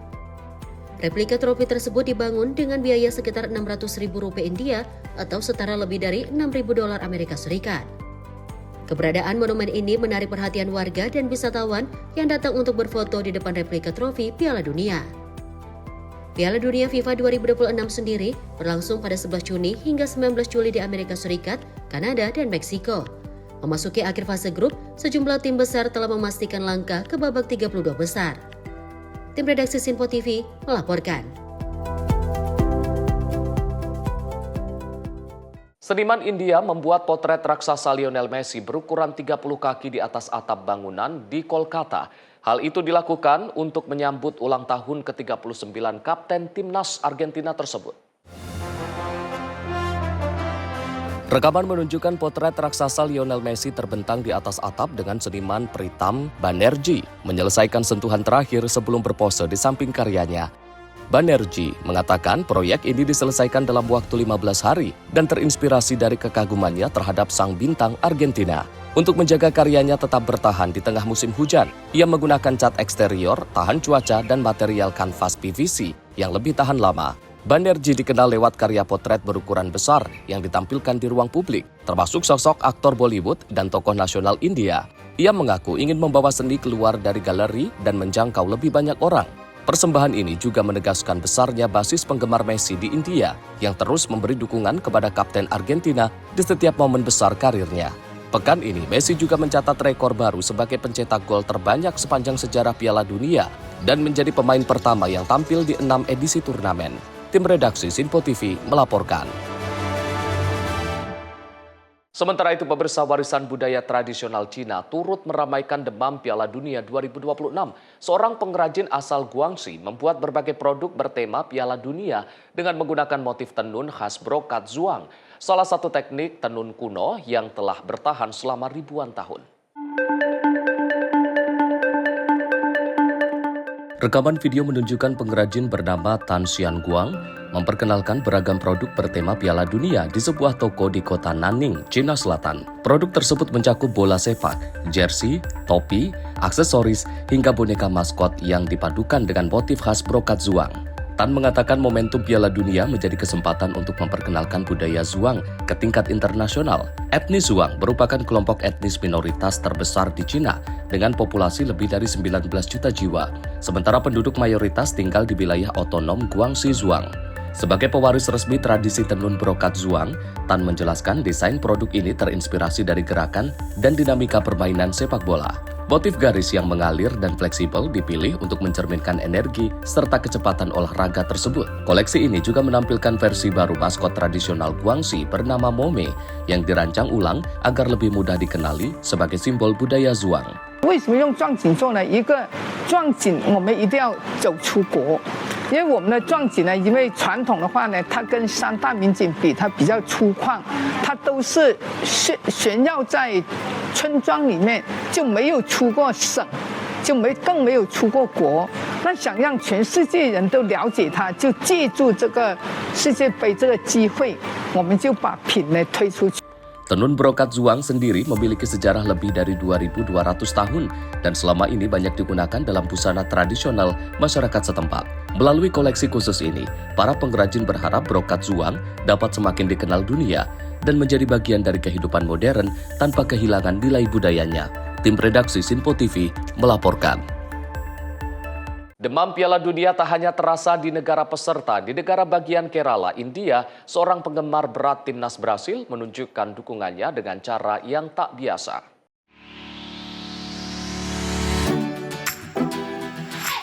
Seorang penggemar timnas Brazil di Kerala, India menjadi perhatian menjelang laga pembuka Seleção di Piala Dunia 2026. Pria bernama Suher yang berusia 45 tahun itu mengubah rumah dan mobil miliknya dengan warna khas Brazil, yaitu biru, hijau, dan kuning. Tak hanya itu, mobil Mitsubishi miliknya juga dihiasi gambar sejumlah pemain timnas Brazil serta ilustrasi trofi Piala Dunia. Dalam rekaman video, Suher terlihat berkeliling kota menggunakan mobil tersebut sambil menunjukkan dukungannya kepada tim kesayangannya. Menurut Suher, ia optimis Brazil mampu menampilkan performa terbaik di turnamen kali ini. Ia menilai persiapan tim berlangsung dengan baik dan berharap kehadiran pemain senior seperti Neymar dapat menambah kekuatan tim. Namun harapan tersebut masih harus menunggu. Pelatih Brasil Carlo Ancelotti memastikan Neymar akan absen pada laga pembuka akibat cedera betis yang masih dalam pemulihan. Meski demikian, Neymar dikabarkan berpeluang kembali menjalani latihan pekan depan. Tim redaksi Sinpo TV melaporkan. Pemirsa, perajin Lebanon lestarikan tradisi pembuatan sutra alami. Simak informasinya usai jeda. Tetaplah bersama kami di Menyapa Indonesia Pagi.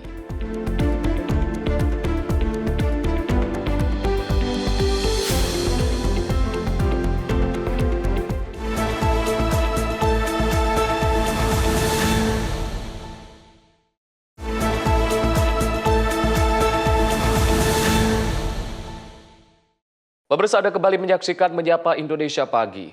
Ketua Komisi Keamanan Nasional dan Kebijakan Luar Negeri Parlemen Iran, Ebrahim Azizi, menegaskan seluruh kapal yang melintasi Selat Hormuz harus mengikuti jalur yang ditentukan Angkatan Laut Korps Garda Revolusi Islam atau IRGC. Menurutnya, jalur di luar ketentuan tidak dijamin keamanannya. Dalam konferensi pers di Teheran, Azizi menyatakan pemilik kapal, pedagang hingga perusahaan asuransi harus mematuhi rute yang telah ditetapkan jika ingin mendapatkan akses lintas yang aman di Selat Hormuz. Pernyataan ini muncul setelah beredar laporan yang menyebut adanya saluran komunikasi langsung antara Iran dan Amerika Serikat untuk mencegah insiden di kawasan tersebut, sesuai poin dalam memorandum kesepahaman antara kedua negara. Namun Azizi membantah klaim tersebut dan menegaskan tidak ada kanal komunikasi yang berjalan antara Teheran dan Washington. Ia menyebut informasi tersebut hanya sebagai spekulasi yang tidak berdasar.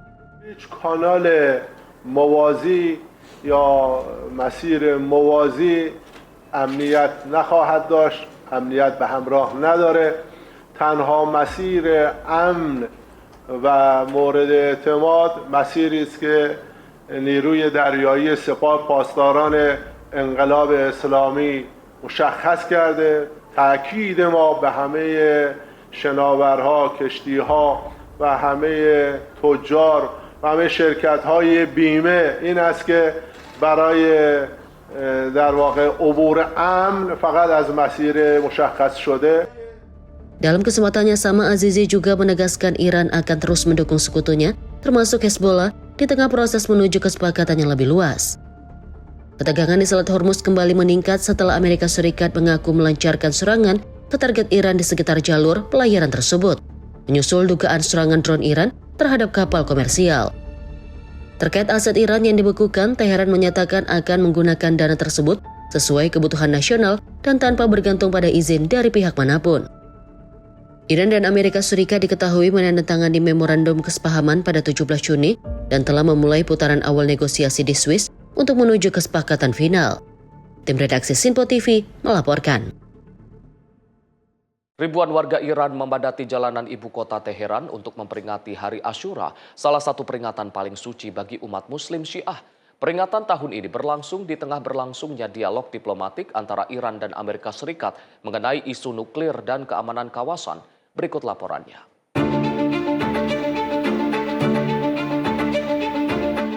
Ribuan warga berpakaian hitam mengikuti prosesi Asyura di berbagai titik di Teheran. Dalam ritual tersebut, mereka mengenang wafatnya Imam Hussein bin Ali dalam pertempuran Karbala pada tahun 680 Masehi. Selain doa dan prosesi keagamaan, peserta juga menampilkan reka ulang peristiwa Karbala, serta membakar tenda secara simbolis untuk mengenang tragedi yang menjadi bagian penting dalam sejarah Syiah. Peringatan Asyura kali ini bertepatan dengan penandatanganan nota kesepahaman antara Iran dan Amerika Serikat, serta dimulainya pembicaraan lanjutan di Swiss yang diharapkan mengarah pada kesepakatan final. امیدم اینه که همونطوری که امام حسین زیر بار ظلم نرفتن و ظلم ستیز بودن، این مذاکراتی هم که دیپلمات‌های ما داشتن انشاءالله که زیر خط رهبری هرچی آقا زیر فرمان ولایت انشاءالله بتونن برن مبارزه کنن و از حق و حقوق ملت و به قول معروف دفاع بکنن و باج ندن به ترامپ و به آمریکا. Warga juga menilai peringatan Asyura memiliki makna yang semakin besar di tengah berbagai tantangan yang dihadapi negara mereka, sekaligus menjadi momen untuk memperkuat nilai keagamaan, persatuan dan semangat kebebasan. خیلی اهمیت داره به خصوص بعد از این همه چالشی که کشورمون داشت واقعا به نظرم باز زنده میکنه باز اون سنت امام حسین و مردم که برگردن به سمت امام حسین و به سمت دین و آزادگی و Menteri Luar Negeri Amerika Serikat menyatakan tahap berikutnya dalam negosiasi akan berfokus pada pembahasan teknis dengan pertemuan tingkat ahli dijadwalkan kembali berlangsung di Swiss pada akhir bulan ini. Tim redaksi Sinpo TV melaporkan. Sementara itu, pemerintah Israel menegaskan belum akan menarik pasukannya dari Lebanon Selatan meski muncul laporan media Amerika Serikat yang menyebut proses penarikan telah dimulai. Pernyataan ini disampaikan di tengah pembicaraan yang dimediasi Amerika Serikat untuk mencapai penghentian konflik yang lebih permanen antara Israel dan Hizbullah.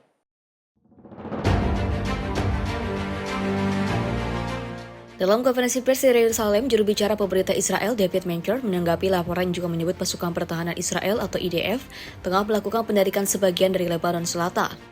Laporan tersebut sebelumnya muncul di sejumlah media Amerika Serikat, namun dibantah oleh pihak Israel maupun pemerintah Lebanon.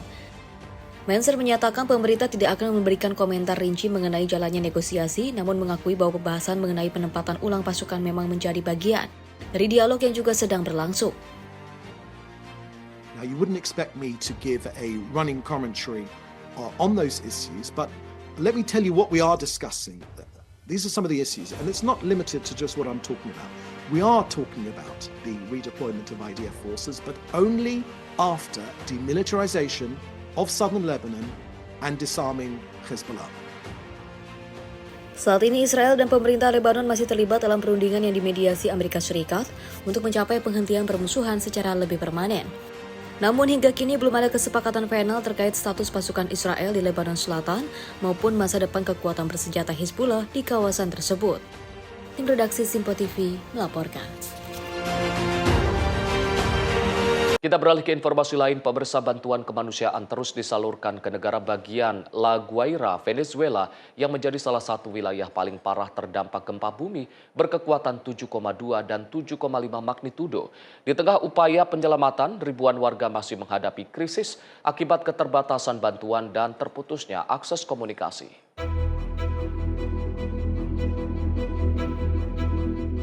Bantuan berupa air bersih, makanan, dan pakaian terus berdatangan ke pusat distribusi di Los Corrales, Carabayeda, negara bagian La Guaira.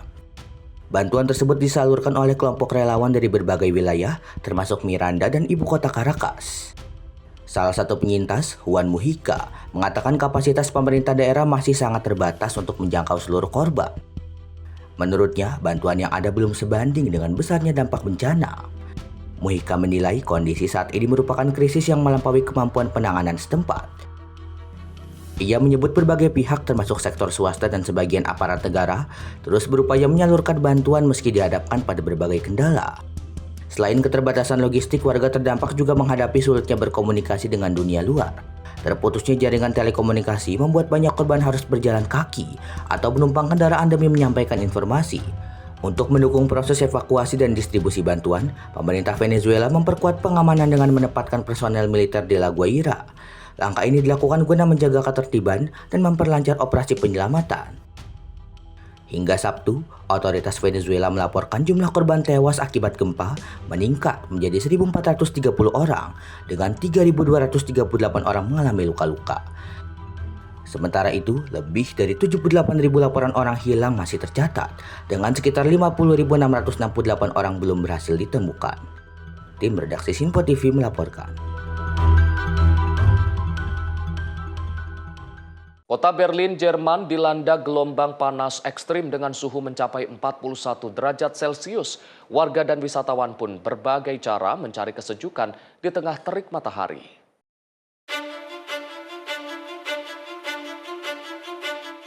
Gelombang panas melanda Berlin pada Jumat dengan suhu mencapai 41 derajat Celcius di sekitar gerbang Brandenburg.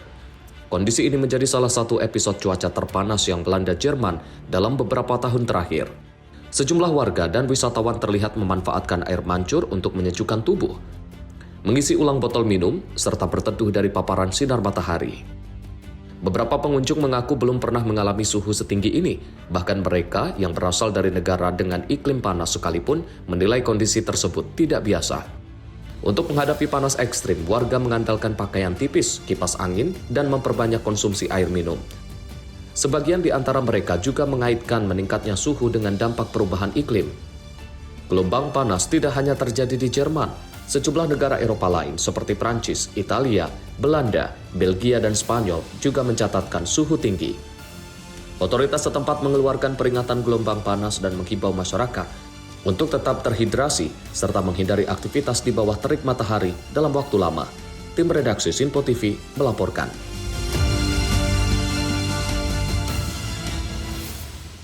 Pemirsa, seorang pastor kelahiran Argentina menyampaikan undangan khusus kepada Lionel Messi dan tim nasional Argentina untuk menghadiri misa dan menerima berkat selama berada di Dallas, Amerika Serikat, jelang Piala Dunia FIFA 2026. Rekaman yang dirilis menunjukkan kapal riset berlabuh di atas perairan berwarna biru terang, sementara para ilmuwan menyelam dan mendokumentasikan kehidupan laut di sekitar lokasi penemuan. Berdasarkan hasil penelitian awal dan penanggalan radiokarbon, Blue Hole ini diperkirakan telah terbentuk setidaknya sejak 3.200 tahun lalu. Lokasinya berada di area terumbu padat di Laguna bagian tengah, dengan luas pintu masuk mencapai hampir 1.500 meter persegi dan diameter maksimum lebih dari 56 meter. Tim peneliti juga menemukan ekosistem terumbu karang yang kaya, termasuk karang pembentuk terumbu, kima raksasa, ikan, spons, dan anemon laut. Penyu hijau yang dilindungi juga tercatat muncul di dalam dan sekitar Blue Hole. Blue Hole ini pertama kali ditemukan saat survei ilmiah pada Agustus 2025. Dalam penelitian yang lebih luas, ilmuwan mencatat 165 spesies karang pembentuk terumbu dan 184 spesies ikan. Sementara uji DNA lingkungan mengidentifikasi lebih dari 2.700 spesies laut. Otoritas Cina menyebut temuan ini menjadi Blue Hole laut kedua yang teridentifikasi di wilayah yang diklaimnya, setelah Dragon Cave di Atol Yongle. Kawasan Huangyandao sendiri masih menjadi wilayah yang dipersengketakan antara Cina dan Filipina. Tim redaksi Sinpo TV melaporkan. Sebuah komunitas keturunan Afrika di wilayah selatan Suriah terus menjaga identitas dan warisan budaya mereka yang telah bertahan selama lebih dari 2 abad. Meski telah berbaur dengan masyarakat setempat, komunitas ini tetap mempertahankan sejumlah tradisi yang menjadi bagian dari sejarah mereka.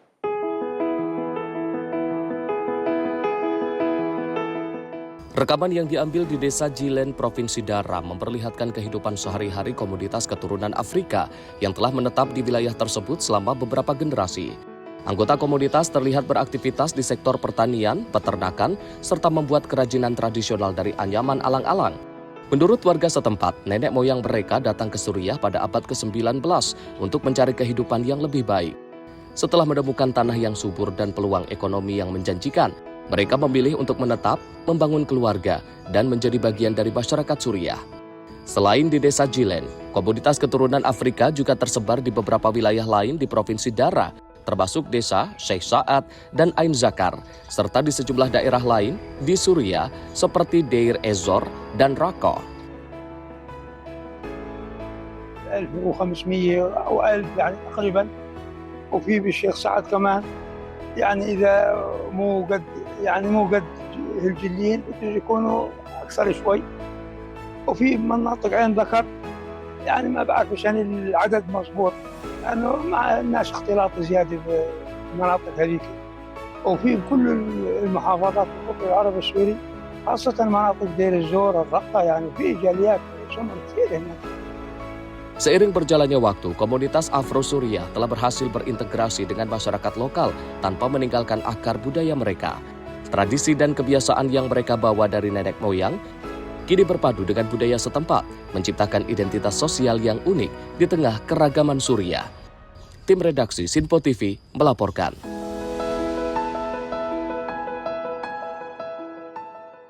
Kita beralih ke informasi lain, pemirsa. Kebun Binatang Moskow membagikan momen langka yang menampilkan kehidupan sehari-hari panda muda Katyusha bersama induknya Ding Ding.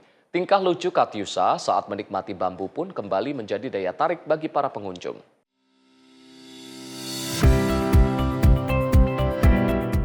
Rekaman yang diambil pada 19 Juni memperlihatkan Katyusha asyik menikmati bambu di dalam kandangnya. Sementara itu sang induk Ding Ding terlihat menjalankan perannya sebagai pelindung sekaligus inspektur kandang dengan berjalan mengelilingi area sebelum beristirahat. Dalam rekaman lain yang diambil pada Kamis waktu setempat, para pengunjung tampak memadati area pavilion untuk menyaksikan tingkah Katyusha saat menggigit tanaman. Sesekali panda muda itu tampak teralihkan perhatiannya oleh tunggul pohon birch yang berada di dekatnya.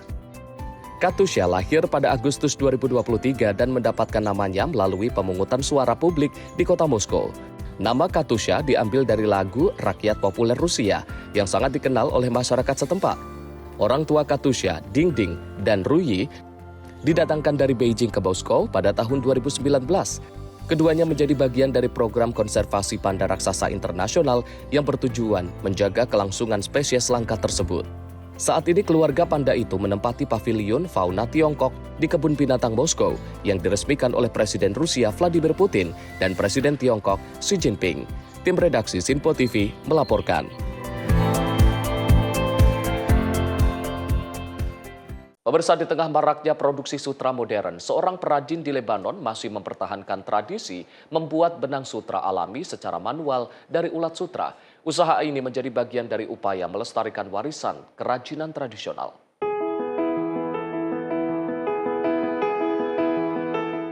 Huda Hosson, seorang perajin di distrik Chof, Pegunungan Lebanon, masih menekuni proses pembudidayaan ulat sutra dan pembuatan benang sutra secara tradisional. Proses tersebut dimulai dengan memberikan makan ulat sutra menggunakan daun murbe selama sekitar 25 hari. Setelah itu ulat dipindahkan ke sarang untuk membentuk kepompong dalam waktu 2 hari. هذه الدودة عندي كتير منهم بيكون يعني بس أنا هلأ مضل غير وحدة هون بتكون بذر ببلش طعميها أنا بفرم لها ورق توت. هيدا ورق توت بجيبه وبفرمه ناعم مثل البقدونس بحط لها إياهم حوالي 25 يوم. بعد ال 25 يوم بصير بحطهم هيك قضبان بعدين بصيروا ياكلوا هون بس يصير عمرهم لما ياكلوا هون ما بضل فيهم شيء غير هيدي العود يعني ما بضل بياكلوهم كلهم بصيروا بس يصير عمرهم 25 يوم بصيروا مثل الجراد وبس يصير عمرهم 38 يوم بيطلعوا بكون أنا مجهزت لهم وزال بيصوموا يومين وبيطلعوا على الوزال وبهالطريقة هيدي بيعملوا الشرانق يومين 48 ساعة بيعملوا شرانق. Setelah kepompong terbentuk, kepompong direndam dalam air panas untuk memudahkan proses pengambilan benang sutra. Menurut Hausen, satu kepompong dapat menghasilkan benang sutra sepanjang hingga 1.100 meter. Benang sutra hasil produksinya kemudian dimanfaatkan untuk berbagai karya seni, rangkaian bunga, dan kerajinan dekoratif buatan tangan yang memiliki nilai jual tinggi. Meski demikian, Hausen mengaku jumlah ulas sutra yang dibudidayakan kini jauh berkurang dibandingkan sebelumnya. Ia berharap industri di Lebanon lebih banyak memanfaatkan sutra lokal untuk mendukung keberlangsungan para perajin. Upaya pelestarian ini dilakukan di tengah kondisi ekonomi Lebanon yang masih menghadapi berbagai tantangan akibat krisis berkepanjangan dan dampak konflik. Tim redaksi Sinpo TV melaporkan. Pemirsa, sebuah kafe di kota Ho Chi Minh, Vietnam menjadi perhatian pengunjung berkat konsep unik yang memadukan tempat makan dengan kolam ikan koi. Suasana asri yang tenang menjadi daya tarik bagi warga maupun wisatawan.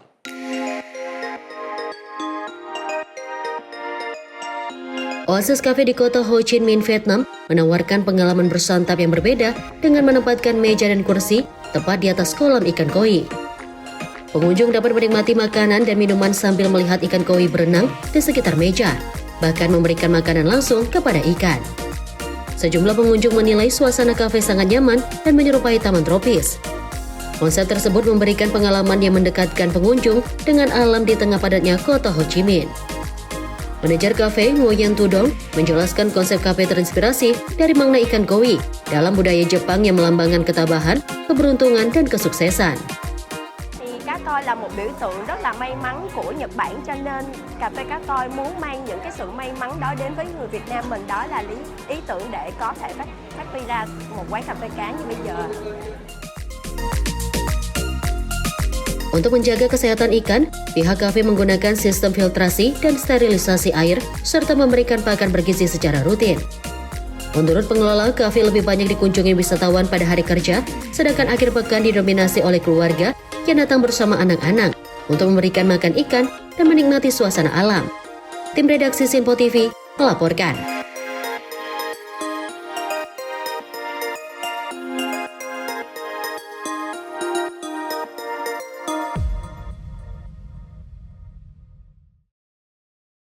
Pemirsa, informasi tadi sekaligus menutup Menyapa Indonesia Pagi edisi kali ini. Saya Arif Rifai, mewakili seluruh kru yang bertugas mengucapkan terima kasih atas kebersamaan Anda. Selamat pagi, selamat beraktivitas. Sampai jumpa.